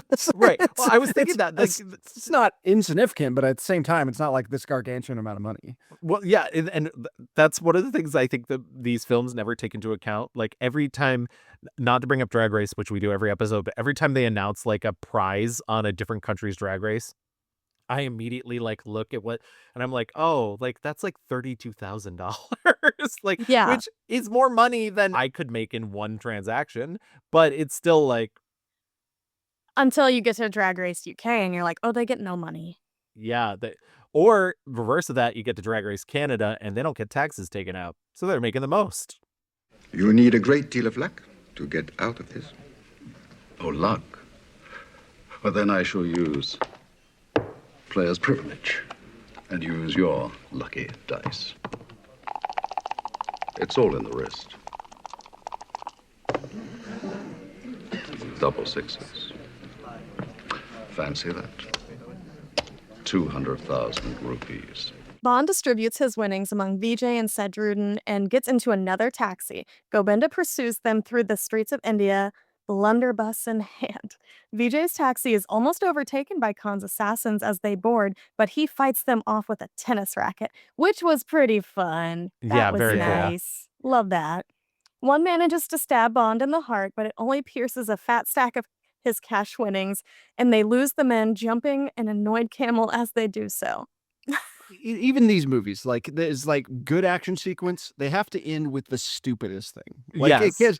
it's like even the throwing the rupees in the air and making that, it's like that's a good way to finish that. That's like Yeah. a smart way to end. Distract Well, people with money. Why'd you jump a camel? Like, it's like Shout out to our previous guests, Tommy and Cass. By the way, their favorite thing in Moonraker is a pigeon that does a double take. This camel is essentially doing the same thing, where it's just like, what the fuck is happening here on this day? Why am I here? If this was like a film with CGI, they would cut to the camel's face and its eyes would bulge out in a very fake way. Oh yeah, and I'm glad we do not have that. That's a little too Kangaroo Thank Jack. goodness. Unfortunately, Vijay and Bond are stopped by a street celebration, and Bond tries to hide in the crowd only to walk across hot coals, impale a pursuer on a bed of clearly rubber nails, and fend himself off with a torch from a juggler and a sword from a sword swallower before Vijay is able to pick him up. Bond throws the money he gave Vijay out the back of the taxi to create a distraction, and their taxi drives through a billboard, which is instantly replaced with another. Definitely nothing problematic in this. I was this gonna say, sequence. yeah, it's a little colonizer-y to be like, ooh, the hot coals, the bed of nails, the like. It's like, okay, guy, we got it. You're trying for local colors, but you're coming off racist. Yeah.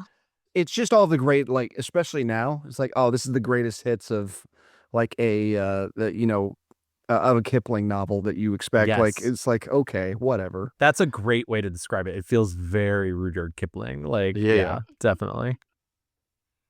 Vijay leads Bond to Q's lab in India, where Q laments that Bond isn't dead yet.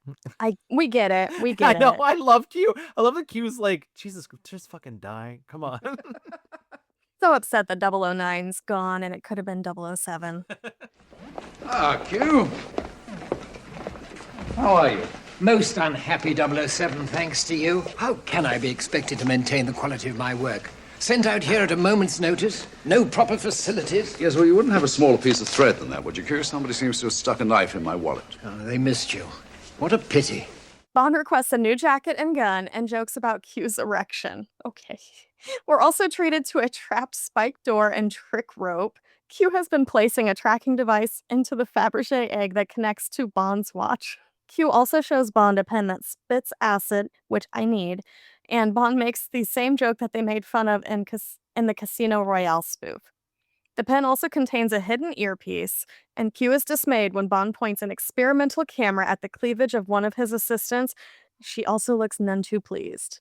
I will say this did feel lazy. Yeah. That Very. joke. Before we even talk about that, I think it's so funny that they do the poison pen joke because like literally they already did that joke in the 60s in the Bond spoof and they made fun of it in that movie. They were like, it's not a good joke, guys. And it's so funny that like they do it here. It's that to me is like, oh, this is old, not old Bond as in like nostalgia Bond. Like this is old man Bond. Yeah.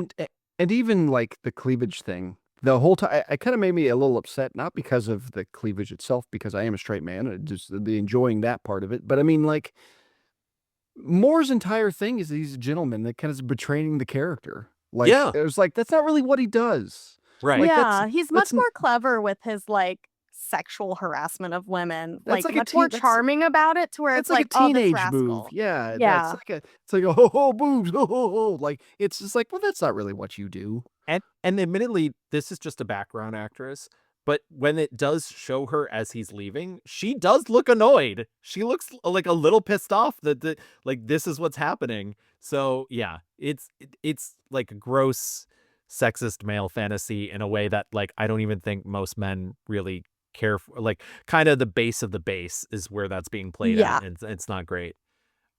Back at his hotel, Bond is told his dinner guest is waiting for him, and he's brought to a table where Magda joins him for a drink. She proposes a trade, the egg for his life. Even though she seems annoyed at Bond, she joins him in his room for sex and more champagne. On her back, you notice what is clearly a temporary tattoo of an octopus. That close-up of that tattoo, I was like, they That stuck that on tattoo the is water. fake as hell. I have like somewhere between 13 and 16 tattoos. Fake as Yeah. hell. And you can Just see the outline. Cracker Jack box. Yeah. Ass tattoo. Like, just absolutely. When he asks her about it, she says it's her little Octopussy to his shock. He wakes in the night to see her sneaking out, attempting to steal the egg. He lets her have it as he has the tracking device activated. She ties her dress to the balcony and uses it to scale down the hotel as Khan picks her up. Bond, impressed, heads back to his room just in time to get brained by Gobinda with a club. That we talked about it a bit earlier. The Magda doing the like spin down using her dress as like a rope is so cool. That is actually the actress herself. That is not a stunt double. They asked her if she wanted to do it because they knew they had the safety precautions in place. And not only did she do it once, she had to do it twice because the interior of his hotel room is a set on studio and the exterior is shot on location. So she did do it twice safely and perfectly, and it's It one of her looks favorite so things. cool. It's so cool. And also shout out to her because at the, especially like in the 80s, you see just like skinny women who are attractive, skinny women. She is not an attractive, skinny woman. She is jacked. Yeah. Like she is like, man, you are a dancer or something. Like you are not just like a skinny person. And Yeah, you're just like, she has oh, muscles in her back that people only wish they could have. yes, she is yoked. Yeah, but Oh, she was so cool. Like, again, these are the things that get my attention. shocking. I know. That morning, we're shown Khan on a boat manned by only women being brought to a palace in the middle of a lake. Each woman's outfit is more colorful and garish than the last. Finally, Khan enters the room of Octopussy, who we never see the face of in this scene. He's announcing the egg has been recovered. He fills her in on Bond, but doesn't seem to know he's a spy. Octopussy tells Khan to bring him to her. Yeah, I do like that this is a little bit like because we're not really getting, even though like obviously it ends up being kind of reversed that she's not actually like the real big bad. I like that we're getting we're getting something to like hang on to as an audience for plot.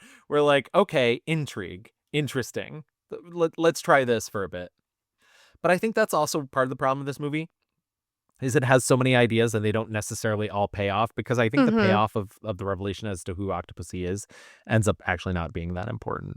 I also think it's kind of like a Khan problem because I don't think Khan's all that interesting. He doesn't really have much to do. And he doesn't have much personality. And He's just a pretty face. And even that, like, I've always, like, especially with Bond movies, I'm like, why do people follow this guy? Right. Like, why is he the guy? Like, I wonder if maybe it is the problem, but maybe Louis Jordan is sort of the problem, though. Not saying that he's not playing the role right. He's doing very good. I wonder if they should have cast somebody more weaselly, because he is like a backstabber. Like, that's his whole deal in that, like, and so they got the charmingness right. Like, you understand why people like look at him and like, okay, but he doesn't get the double crossing right. Like, you almost need this happens much later, and we'll obviously talk about it then, but this is like a Quantum of Solace problem too, where Matthew Almeric is the villain in that movie, and he's great, like physically good casting, but just not right for the role. And I think you're saying the same thing, Ben, but I wonder what the fix is. I wonder if it's I don't know if it's the writing, if it's the like what, but there is a missing element. You're right. He's I feel completely like it's in asexual. the writing and direction too. Yeah. It's so funny kind of having like a mirror of Bond. It's like, oh, he's the equal of, it's like, well, yes, but this guy is so uninterested in anything but the goal. Yeah. And it's like all these women around, he's allowed on this island, and he doesn't like look twice. He just doesn't care. And we have no gauge of anything about this guy outside of he's trying to do this or that. Like, yeah. He's purely motivation driven, and that motivation doesn't feel strong enough to like give us personality. Interesting. Much to think about. Bond wakes in Khan's hilltop fortress, his tracking device alerting to him that the egg is near. That is a loud fucking tracking device, by the way. That's one of those things where, like, you know that the sound is only diegetic for the audience, like, because you know it couldn't, because that would be giving him away constantly if he's going everywhere and it's just going beep beep beep. That's his air tag going off. Exactly. Bond, now in a black tux, joins Khan and Magda for dinner at the estate, where he finally learns Magda's name. Bond asks, he's already slept with her, by the way. He has already slept with her, and he's just learning her name. Bond asks why he isn't dead, since they have the egg, and Khan says he's there for answers, and reveals they're willing to drug him for it, a threat that is never followed up on. Before serving him a stuffed sheep's head, Khan wastes no time in eating one of the sheep's eyes in just 2 bites. Bond is shown to his room, inviting Magda and then Gobinda in for drinks, but both turn him down. I begin to think Bond might be a sex maniac. I mean, Gobinda is very handsome, so. Oh my God, Gobinda, like, out of the villains, out of the like male villains, Gobinda is the hottest. Oh, 100%. It's like, he kind of sort of should have been the main villain, maybe. Yeah. He's got that menace that I think Khan is missing. It's so funny. We just learned this year, maybe it was last year at this point, that that sexual addiction's not really a real thing. It was sort of invented by religion to like make people feel bad about. But I do think, part of me's like, Bond is willing to seduce anyone. Like, once again, he it's likes that a situation. challenge. He like a challenge. Exactly. It's one of those things where he like, when Magda turns him down, he like turns to Gominda. He's like, I don't suppose you'd want to drink. Like, he just like can't help himself. And I love it. I love Roger Moore. That part of Roger Moore is like, some do it for the money, some do it for the love of the game. I mean, just exactly. like, Exactly. Well, I'll say goodnight. Why, could come in for a nightcap. Some other time, perhaps.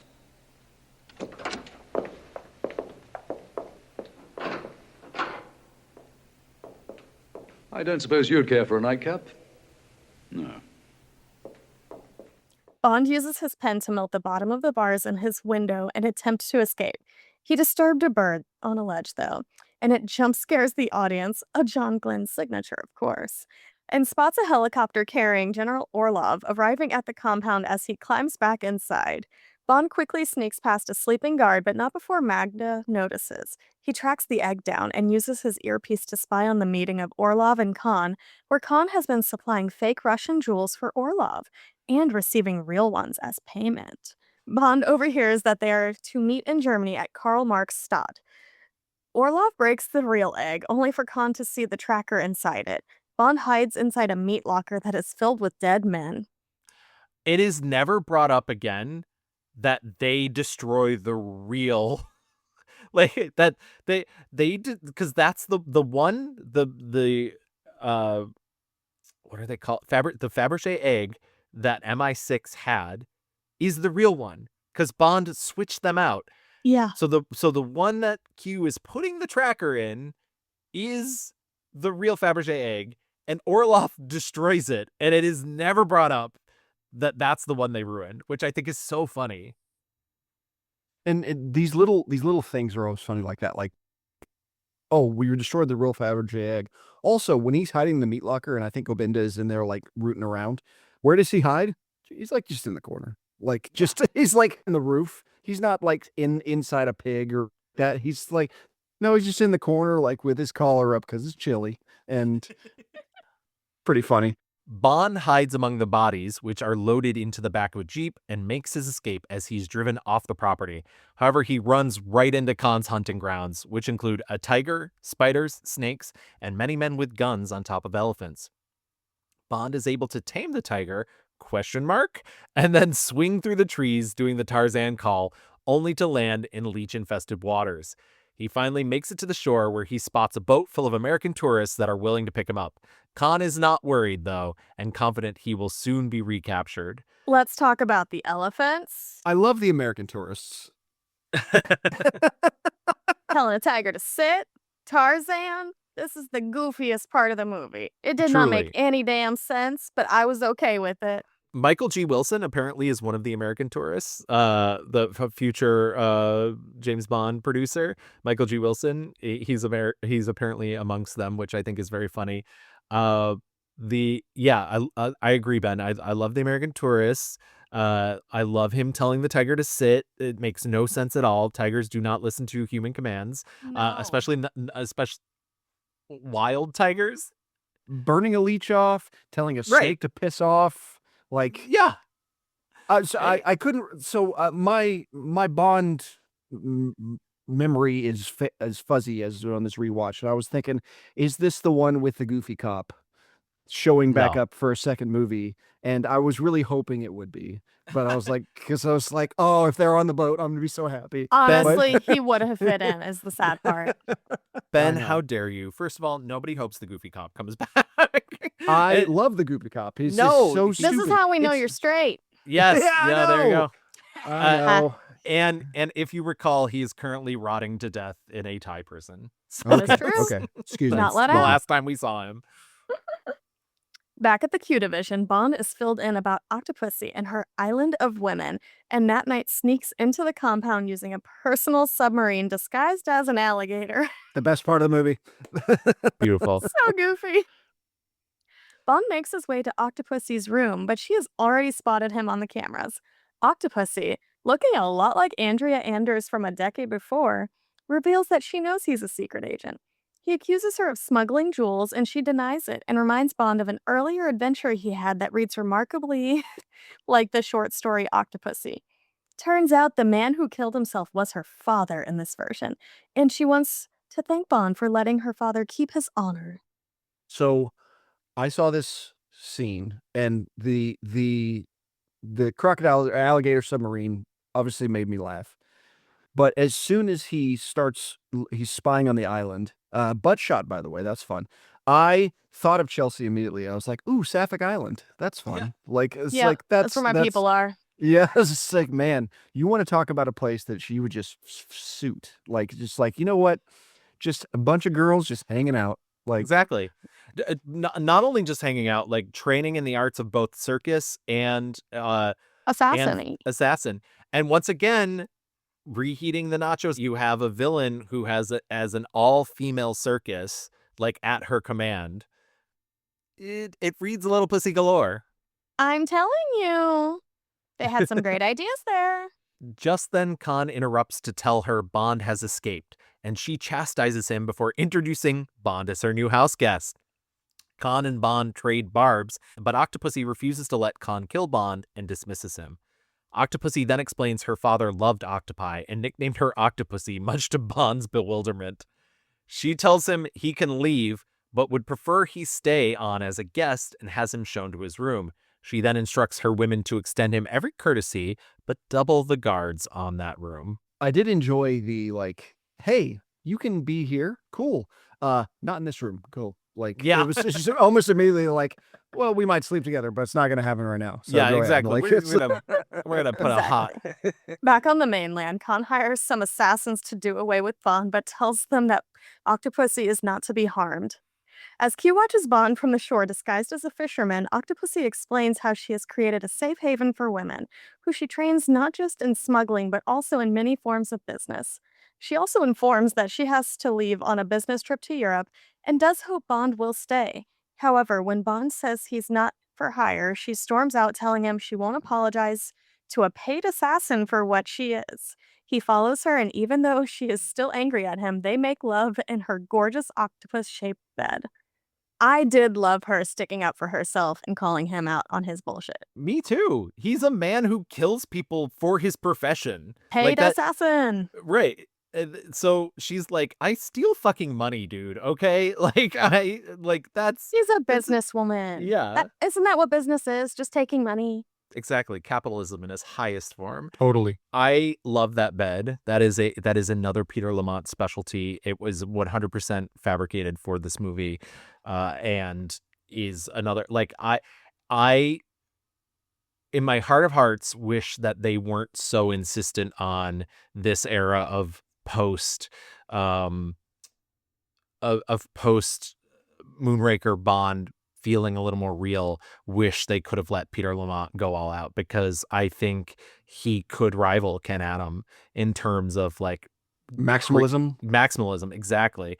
And unfortunately they just want because Peter Lamont even talks about it in his book, like they went to these palaces and he made sure like he got every detail down on the inside if they were shooting them on the outside. And it's like, that's cool and all, but wouldn't it be more amazing if this was like insane? Gavin, you'll be happy to know for your 5th anniversary, I will be getting you the Octopussy bed, a recreation. Thank you. Thank you very much. Vijay, having replaced Q on monitor duty, is overtaken by Gobinda and his men and meets an untimely demise at the blade of a circular saw. This did make me jump. I was like, Yeah. oh my God. Like, you don't see really anything except the blade coming down, but that did make me jump. Waking up next to Octopussy, Bond doesn't notice that the blade-wielding assassins have snuck onto the island as well. Octopussy asks him back to bed, and alerted by a drop of water from the yo-yo-like buzzsaw, is able to push himself and Octopussy out of the way as it slices through the bed. A fight ensues, one man dying by octopus, another drugged, and the yo-yo buzzsaw guy being taken out by an alligator after tumbling out a window with Bond. Octopussy gazes in horror as she thinks Bond is also eaten. I took a picture of the Thank you. octopus Yes. basically getting frisky on that man's face because that was a wild moment. This is 4 years after Alien. So, I mean, Yes. obvious allusion to that. But also that octopus was thrusting onto his face. And that is a very good prop. It is not a real Very. octopus. Thank goodness. They're too smart for this nonsense. Be like, excuse me, sir. Yeah, speaking of getting injured, the actor playing the yo-yo blade guy, when he falls off the balcony onto the bed, that is a real thing that happened. He was supposed to fall later, and unfortunately he leaned over too far. It happened too soon. He breaks his left arm, and you can actually see it later. Like, he refused to stop filming, so he came back with a cast on his arm, and you can see it when he gets up and fights Roger Moore that there is in fact a cast on his left arm. Jeez.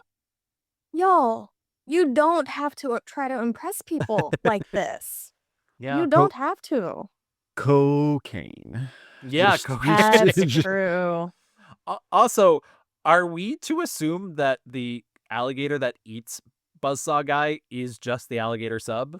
Because This is a good scene- question. It is he is calmly dry, by the way, coming out of that alligator. Yeah, So I mean, absolutely. like, it's Speaking of, back on shore, an alligator sneaks up on Q, but don't worry, it's just Bond and his ultra-realistic, certainly not fake alligator submarine.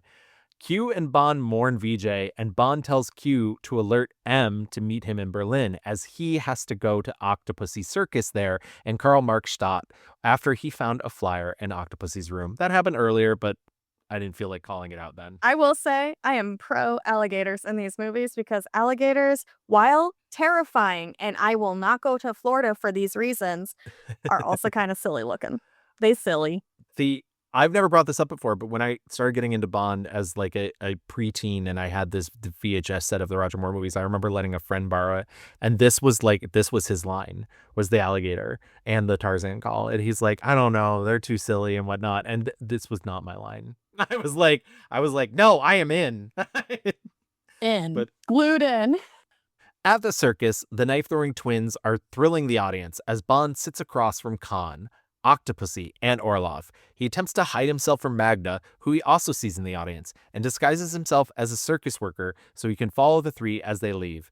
Back in Moscow, Gogol and his men arrest the art forger, just as Octopussy examines the real jewels, which have been placed on her train and welded into a safe. This is the moment where I was like, okay, like the difference between Roger Moore and every other Bond, before and since, and I probably going forward since, is Moore is willing to sign up for whatever buffoonery they ask him. He's willing to do and look as stupid as he possibly can in order to achieve the thing. Like, he's like, oh, what goofy outfit do I have to adorn now? What thing do I have to do next? It's like, gorilla suit, got it. Full clown makeup, on it the whole time. Like, can you imagine in your life Sean Connery being in a gorilla suit? Never. No, genuinely no. Like, again, Roger Moore, deeply unserious man. What a silly Totally. Billy to be able Yes. to do all of this. This is where I'm really activated and it has my attention, and probably for all the wrong reasons. This is Yeah. the best part of the movie for me.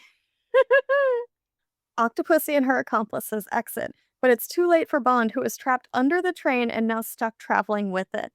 Able to slide out from under the train after it stops, Bond watches as the Knife Bros and Gobenda are instructed how to activate a nuclear bomb, which has been switched out for the jewels, of course. Bond is attacked by one of the knife guys as he retrieves the real jewels, but Bond knocks him out with a human-sized cannon and loads his body in it. Bond hides as Orlov retrieves most of the real jewels, but Bond gets the jump on him, dressed as the possibly deceased knife guy. Sorry, this is so silly, this whole sequence. Orlov explains that his hope is that the nuclear bomb going off at an American Air Force base without any clear launch point will look like an accident and forcing Europe and the US into unilateral disarmament, leaving them all undefended against a Russian attack. This is very dumb. This Very. is so stupid. It's just assumption after assumption after Right. assumption. And that's the thing, is especially knowing the reality we currently live in, can you imagine a nuclear bomb going off at a US Air Force base and anybody in charge not immediately blame, even lying, even making it up to blame somebody else? No, it's the United States. Have you seen us? We would literally just quadruple down 20,000 times more nukes. That's what would happen. Yeah. And The even draft would come back. even in the 80s, this is a preposterous plan. Absolutely. And also I think, as you pointed out earlier, this is where the movie gets so confusing because the plan just feels so convoluted. And also Orlov has been out of the game for so long in this movie that when he comes back in, it's like, wait, what does this guy want again? What? Oh yeah, he wants to stop this. The Knife Bros, it's not spelled out enough that the one guy just dies from getting hit in the head with a cannon. Yeah. And when did Bond have time to switch into his costume? It's Also, a lot of none stuff. of the jewel stuff has made sense since they broke the real Fabergé egg. Right. None of that makes sense or really has any real effect. I think they really lost the plot with that. Well, that's Really. what's crazy is immediately the place where the Fabergé egg would be is immediately replaced with that Tsar star, the Romanov star. the Romanov star, and that becomes more important. And I think part of it is because they realized that they broke the real Fabergé egg and wrote themselves into a hole. So they were like, oh shit, we need something that's just as important. But yeah. Anyway, Bond escapes, killing several Russian guards, and grabs a car. His tires get blown up, but luckily the car is the same width as a train, and he is able to get it onto the tracks to try and catch up with the nuclear circus train. He uses an umbrella to keep the car moving and jumps to the train just in time for another train to come from the opposite direction and take out the car. Gogol catches up with Orlov's men, retrieves the jewels, but Orlov has gotten away. Back on the nuclear train, Bond is now disguised as a gorilla. Orlov catches up to the train, but before he can cross the border, he's gunned down by Gogol's men. Gogol calls him a common thief and a disgrace, but as Orlov dies, he says yes, but by tomorrow, I will be a Russian hero. Maybe the best line in the movie. A common thief. A disgrace to the uniform. Yes, but tomorrow I shall be a hero of the Soviet Union. So Burkoff's doing a whole lot in these scenes. Yeah. It's also edited very, very interestingly because Burkoff is going bananas in the back of this car, and it's edited where you don't hear him say a word. Yeah. Like he's literally in the back seat, just all over the place, and he eventually gets out, and then he's just like running. He's shot multiple times, crawling towards this train. I was like, what is the motivation here? Like, right. It's all very confusing, and like you said, cool finishing of that. It's like that's a really awesome epilogue for you, but what the hell? Apparently that line was cut out in certain other countries as well, too, to sort of soften the idea that anybody in Russia would do something like this. And so I think that, obviously that's not like it wasn't seen as a popular way to present the villain for the international audiences. But also, it's Russia. If they found somebody like that, they would just disappear them. Yeah. Oh. Yeah, true. He accidentally fell out of a window. Yep, exactly. I also I don't understand Khan's plan anymore now that Orlov is gone, because he was doing this in service of Orlov, and that is no longer the case, which admittedly Khan doesn't know that Orlov has been gunned down. But like once Orlov is killed, the motivation for Khan to be doing anything feels a little moot. Yeah, I think this does have so many screenwriters, so I think they genuinely lost the plot of what's going on. Like the cocaine was a little too much and they just forgot what was happening. They did not read through the entire script. There was obviously not a table read. Highly recommend they go back and make some adjustments. But not to this, because this is silly. Khan has the warhead armed for later that day, and Gobenda, suspicious of the gorilla, removes its head with a sword just in time for James to escape the train car through the ceiling. As Bond runs across the top of the train, Gobenda warns Khan that he is there. Gobenda is able to track Bond down to the top of the train as he attacks Bond with a sword. Knife Twin, too, joins them and tries to kill Bond in revenge for his brother. They fall off the train and he pins Bond to a door, but Bond is able to open the door and stab Knife Bro number 2 to death. Rest in peace, Super Knifeo brothers.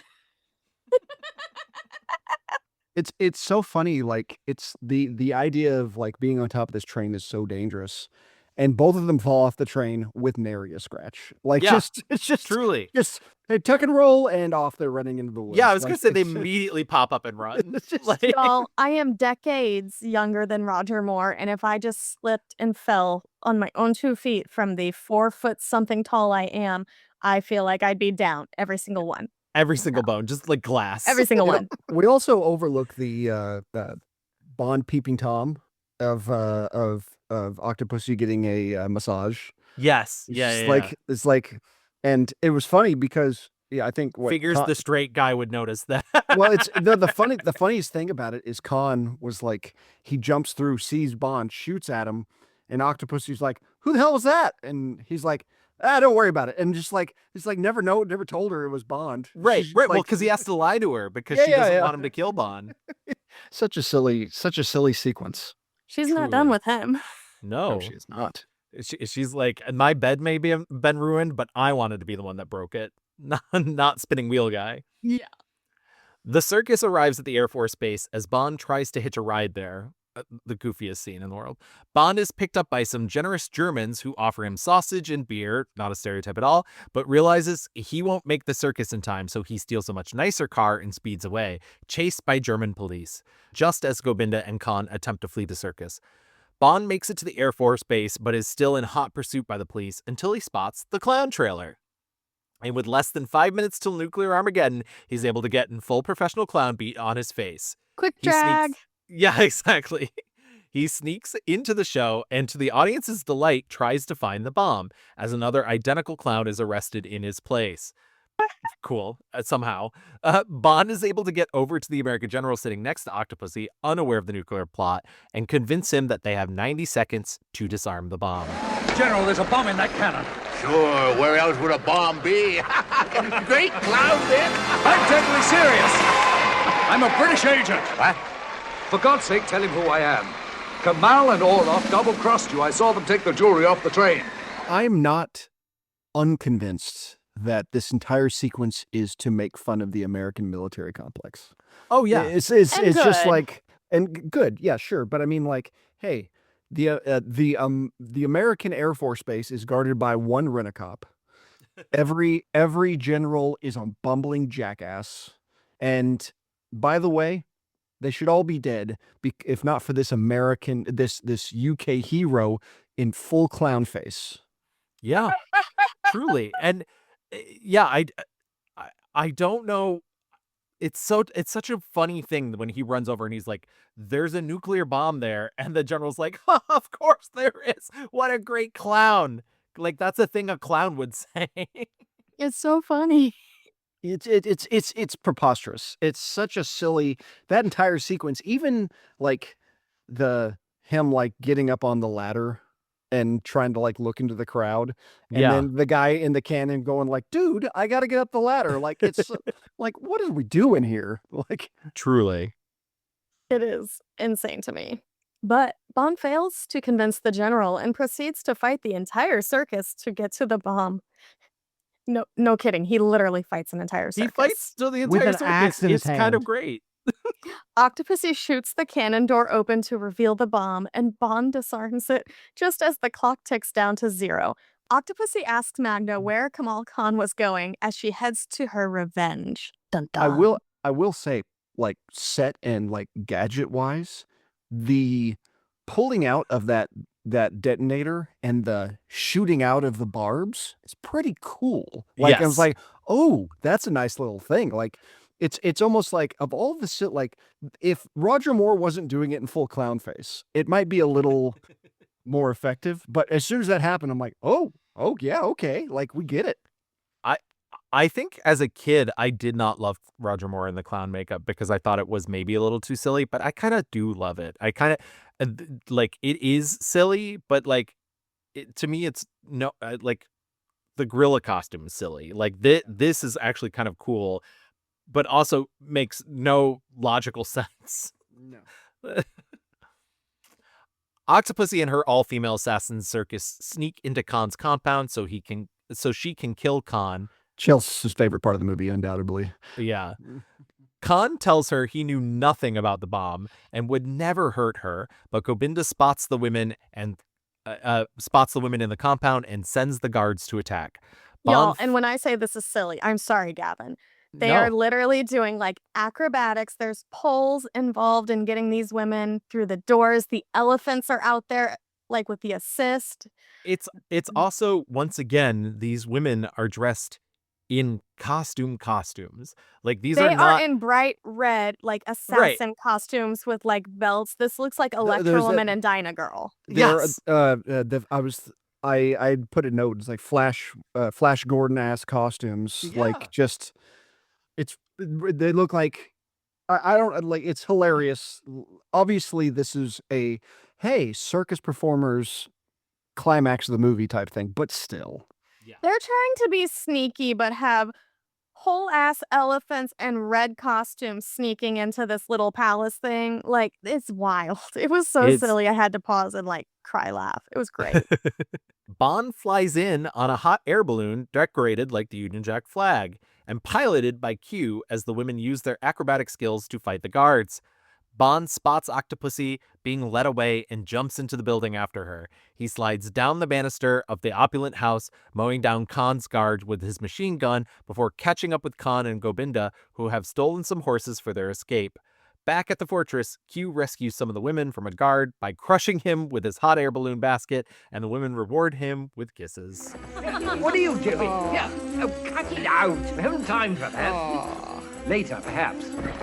This is the first time we actually feel like Q might have a penis. Like, this is like, it's the only time when it's like, you know what? Maybe I'll get in on this. Maybe Bond's got the right idea.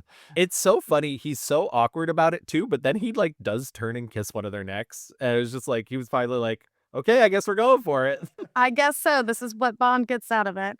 I will say it's kind of weird because some of the sequence takes place at night and then it just goes straight to day when you get horses. Straight to day. That's why I was so confused at the end here. And not even like when you say it takes place at night, it doesn't feel like sunrise. It doesn't feel like we're at like it's like 5 middle of the a.m. night because they're trying to be sneaky. And also like I get that the Union Jack parachute that occurs in The Spy Who Loved Me is pandering, but it's beautiful. This just feels like, come on, guys. Like, you are spies. You're supposed to be undercover. But get ready because we got a horse chase ahead of us. Khan, Gobinda, and a passed-out Octopussy board a small plane, but Bond is able to catch up by horse and climbs on top of this plane. He holds on as Khan tries to shake him, but Bond tries to shut down one of the plane's engines. Octopussy tries to stop Gobinda from heading out to fight Bond, but she is overwhelmed, and Gobinda tries to cut Bond with his knife on top of the aircraft. But Bond boops him on the nose with a metal antenna, and Gobinda falls to his death. Rest in peace. What a hottie. Bond then gets to Octopussy as he's able to force the plane lower, and the two jump from the plane as Khan crashes to his death. That was kind of fun. Yeah, this whole sequence is great. And I guess like physics wise, but once again, who cares? Bond has been to space. If there weren't handles on the side of the plane, which they put in anyways, that's not a feature of that plane. Bond would, when they spun the plane upside down, the gravity would not have kept him there. That's not really how gravity works. I did have the like what's the word, rectal impingement anytime they would go the deep steam. Just a little I was like that seemed like something that was probably not be the funnest thing in the world, and the fact that somebody is literally hanging onto this plane is a factor. And I'm like, well, okay, so this is what makes cocaine awesome sometimes, is they're just like, you know what, we're just gonna have somebody on this plane. What if they fall off? Cool, they'll have a parachute, it's fine. Yeah, perfect. We did talk about this in our Live and Let Die episode. Unfortunately, Gobinda's stunt double is a white guy painted to look Indian. And it's funny because I found like some behind the scenes stuff talking about like, yeah, he like them doing camera tests with him as Gobinda, and he's like, yeah, he doesn't look like him. Here's B.J. Worth. He's doubling for Gobinda, and not doing too great a job of it, apparently. Moore's stunt double looks a lot like Moore. And then also, as John Glenn points out, when you're up that high, there's a natural vibration because you're on a plane. And he's like, that certainly also helps hide appearances pretty well, too. So, yeah. Oof. Yikes, John Glenn. That being said, it did kind of make me like slightly chuckle every time Octopussy tried to fight Gobinda, and he just kind of like backhands her. And yeah, I was like, oh yeah, like you are a massive man. This thin woman's probably not going to get the jump on you. And you have this supernatural strength to crush dice in your hands. Yeah, so you're exactly. Like, hey, sit down. No, I'm gonna no. And even though she has her little circus assassin army, she trains. Yeah. Gogol meets with the Minister of Defense in M's office, saying they will deny everything, but they'd like to thank Bond. However, M says he's too busy recuperating on a boat with Octopussy. Turns out he's faking those injuries so he can do his favorite thing and fuck on a boat. Yeah. How many endings is that in James Bond where they just fuck on a boat? I think, funny enough, even though this is the 13th Eon film, I think it's actually only 7. But only a little over half. But it feels like it's every movie. Is a rocket ship not just a space boat? You know, some would argue. Yes. The credits roll, and Rita Coolidge returns to lull you back to sleep, and we are told James Bond will return in From a View to a Kill, which is only a slight lie. The end. Woo! We made it. We did it. Final thoughts on this adventure. I know we kind of talked about it throughout. I will just say, this still, obviously I will have to rewatch Die Another Day when we get to it. This still sort of fits my place of like the worst Bond, which it sucks doing this show and like really realizing like how racist it can be and still thinking this one is the worst. But this one is, it just makes me so sleepy. I'll say, so far, this is not rating high for me, but again, the Toho Godzilla Bond Yeah. is still my least favorite. The Sean Connery does yellow face for no reason. Yeah. Yeah, and as rewatching it now, for the campiness of it all, the silliness of it all, I really enjoy it. But it is by far the bottom rung of everything that Bond can have. Like, it's not, doesn't have a good Bond girl, doesn't have a good Bond performance, doesn't have a good villain. It's all the silliness, is even the cool set pieces, the train, hanging on the train and hanging on the plane and all that kind of stuff, the plane at the beginning. That is keeping it around the conversation. It's by no means one where you're just like, oh yeah, that one. Even remembering, you're just like, I don't remember anything. And I've seen the movie in the last 48 hours and I barely remember parts. And we went through I've the watched entire it plot twice summary. in a couple days. I Yes. don't remember much. I do think Magna and Octopussy are just not used to their full potential. I think there's Correct. good stuff there. They just needed more. And maybe they could have just combined some of these male villain roles and it would have been a little bit more interesting. Like, I think Khan and Gobinda could have been the same person, for instance. I think that Yeah. could have made it a little bit more exciting in the end. I don't know. And then Orlov, I guess either do more or less of that person. And here's the thing, like, I hate when I listen to a podcast and people are completely negative, and hopefully that is not what our audience has walked away from this, because I don't want that either. Like, I do have, there are beautiful moments of fun in this movie, and I do think like some of the more outrageousness, but yeah, it is that trying to, I feel like the last three movies, they've found a way to really balance the highs and the lows of the camp and everything. And here it just didn't, like, it's either too campy or not enough campy. And it like never the tween shall meet. And like, you can't do campy Goldfinger unless you're willing to like go all out. Exactly. I will say, though, the last 25 minutes of this movie were so deeply entertaining. You just have to, like, I don't know, these days take an edible and have a nice time. Just open your heart. Do not think too hard. And it'll be very silly fun. It is silly fun. Way too much plot. Way too much plot. And they plot lost that- all of them. And it doesn't make any sense. Yeah. I do wish the compound fight looked a little better. Like the compound looked a little less like a set. But yeah, you can't have everything. We do like to talk about the women here. We do like to talk about the villains and the gadgets. In terms of the Bond women that are presented in this film, Magda, Octopussy, the whole circus, I think they're great. I think Maud Adams is great. I understand why Roger Moore himself said that Maud Adams was his favorite of the Bond women, especially getting to do 2 movies with her. I just don't think that she, like, once again, why are her and Magda different people? Like, why can't they be one? Like, the whole, like, keeping us from knowing who Octopussy is ends up not making any sense. He committed suicide rather than face the disgrace of a court-martial. What's the connection? He was my father.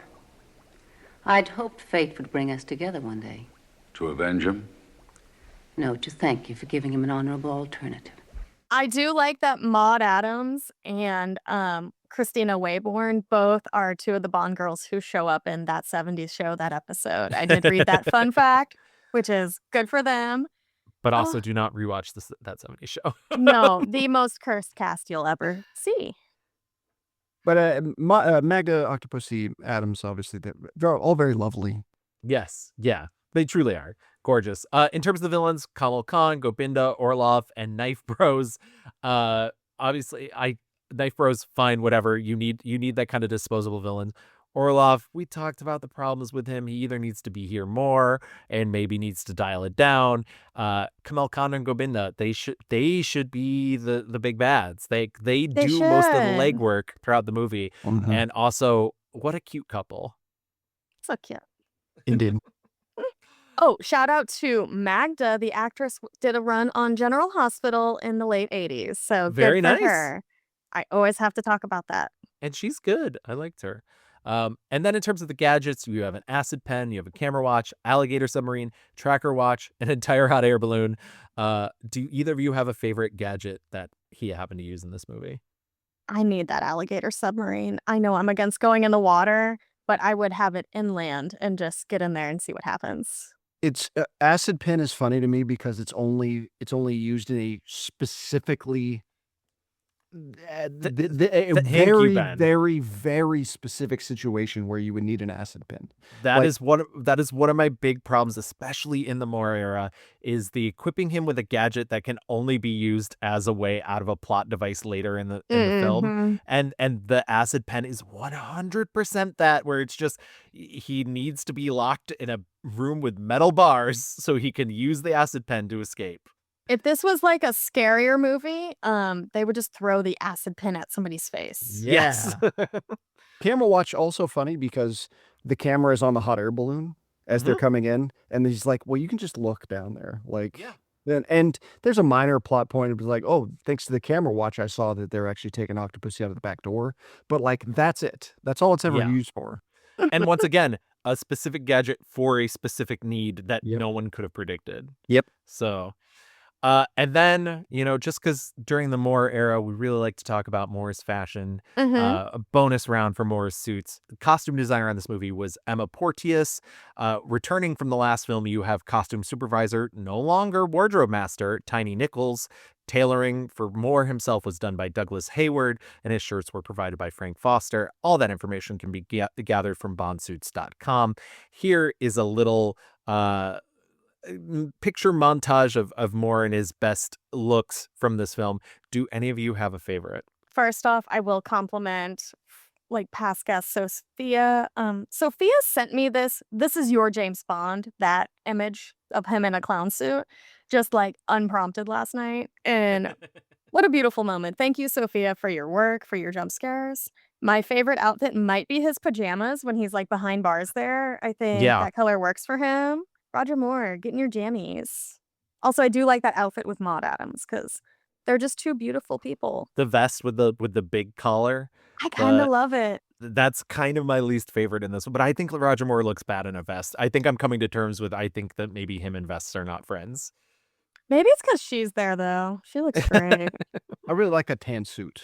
The tan suit's nice. He really rocks pulls a it tan off. suit like no other. My favorite, and no slight to Connery, because Connery pulls off a white dinner jacket like nobody else. I love him in the white dinner jacket. Looks But nice. I think it's the combination of the like really thin fabric white shirt that's see-through. And that actually has a specific purpose, which is that it just gets so hot in India that it is like a shirt that you can, the sweat kind of runs off, I guess, is technically the thought process. But he looks so hot. Like he should wear... It adds like a layer of texture to the suit where it just doesn't completely blend. And thank you for your work, sir. Yeah. And I like that the bow ties, we've moved out of the 70s. The bow ties are getting smaller again. The bow ties are starting to make I don't sense. know. I'm looking at that bottom picture and the bow tie looks really big. It does. Yeah. I guess you're right. The slightly smaller. I mean, the Spy Who Loved Me bow ties were like clownish. They were literally clown size. Small little thing I do love about Moore that always makes me laugh is, especially in publicity photos, whenever he's shooting a gun, he doesn't know what to do with his other hand. Yeah. It's always like out to the side or up like this. It's like telling a tiger to sit down. Totally. It's very Talladega Nights, don't know what to do with my hands. Like, yeah. He's counterbalancing, you know? Yeah, whatever. that whatever. gun, just so heavy. He was Spider-Man in a past life. Exactly. Well, I think that wraps up this case. Octopussy. Boy, what an Octopussy it was.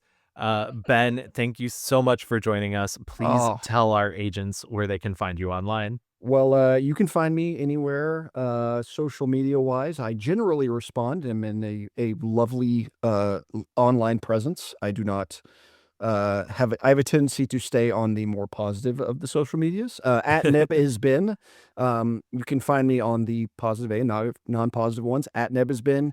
Instagram neb.isben. Somebody stole my name. My website is icecreamforfreaks.com. That's where all my writing is. You can find all my podcast appearances, including this one probably by the time it comes out. All my previous podcasts I've done with Chels and various episodes along the way. I write all over the place for the Film Experience, In Session, Cinema Scholars, various places like that. And I guest on a lot of other podcasts because I'm the David Thewlis of podcasting. Excellent, Ben. Genuinely, thank you so much for joining us. My distinct pleasure. Oh, you've been an absolute delight. And like I said, case closed for Octopussy. And thank you all for listening to Q Division. If you'd like to listen to our previous episodes, we are available wherever you listen to podcasts. Please make sure to rate and review our show while you're there. You can also find us on Blue Sky and Instagram at QDivisionPod on both, or you can email us at qdivisionpod@gmail.com. Chels, remind the agents where else they can find you online. I am Chels725 on the Blue Sky, Serialized, which is like TV Letterboxd, and then occasionally on Real Letterboxd whenever I decide to actually update that. And then I'm also on And a Rewatch Pod, where we're talking about everything from Yellow Jackets and selfies and Mythic Quest to Drag Race and The Traitors and sometimes soap operas. I've made some fun appearances on the Glitterjaw shows Fear Coded, Gimmick, Screonk, Distant Echoes by the time this is out. And then, you know, I have a little ditty that should be out by now. By the time we're recording, you know how time travel works. It's called Across the Whoniverse. It is a Doctor Who marathon podcast where I copy exactly what Gavin does here and apply it to Doctor Who. And Gavin will be a guest on so many episodes because I love terrorizing you, my favorite hobby. But yeah, Across the Whoniverse, all across socials, you'll find us there. We're just those two little queer gals talking silly Billy stuff and thirsting after everybody in the Doctor Whoniverse. If it involves you, Chels, it's not terrorizing. That's what I've decided, at least. I don't know. Some of those episodes are a terror to rewatch. And as for me, you can find my declassified account at it's Gavin. That's SHHITSGABIN on Blue Sky. And you can find me on Instagram, if you really want to, at GavinMev. You can also find my other long-running film podcasts at The Mixed Reviews on any podcast platform, co-hosted by my good friend Louis Rendon. To find more information about The Mixed Reviews, please visit glitterjaw.com/mix-reviews. And until next time, we hope to have left you shaken, not stirred.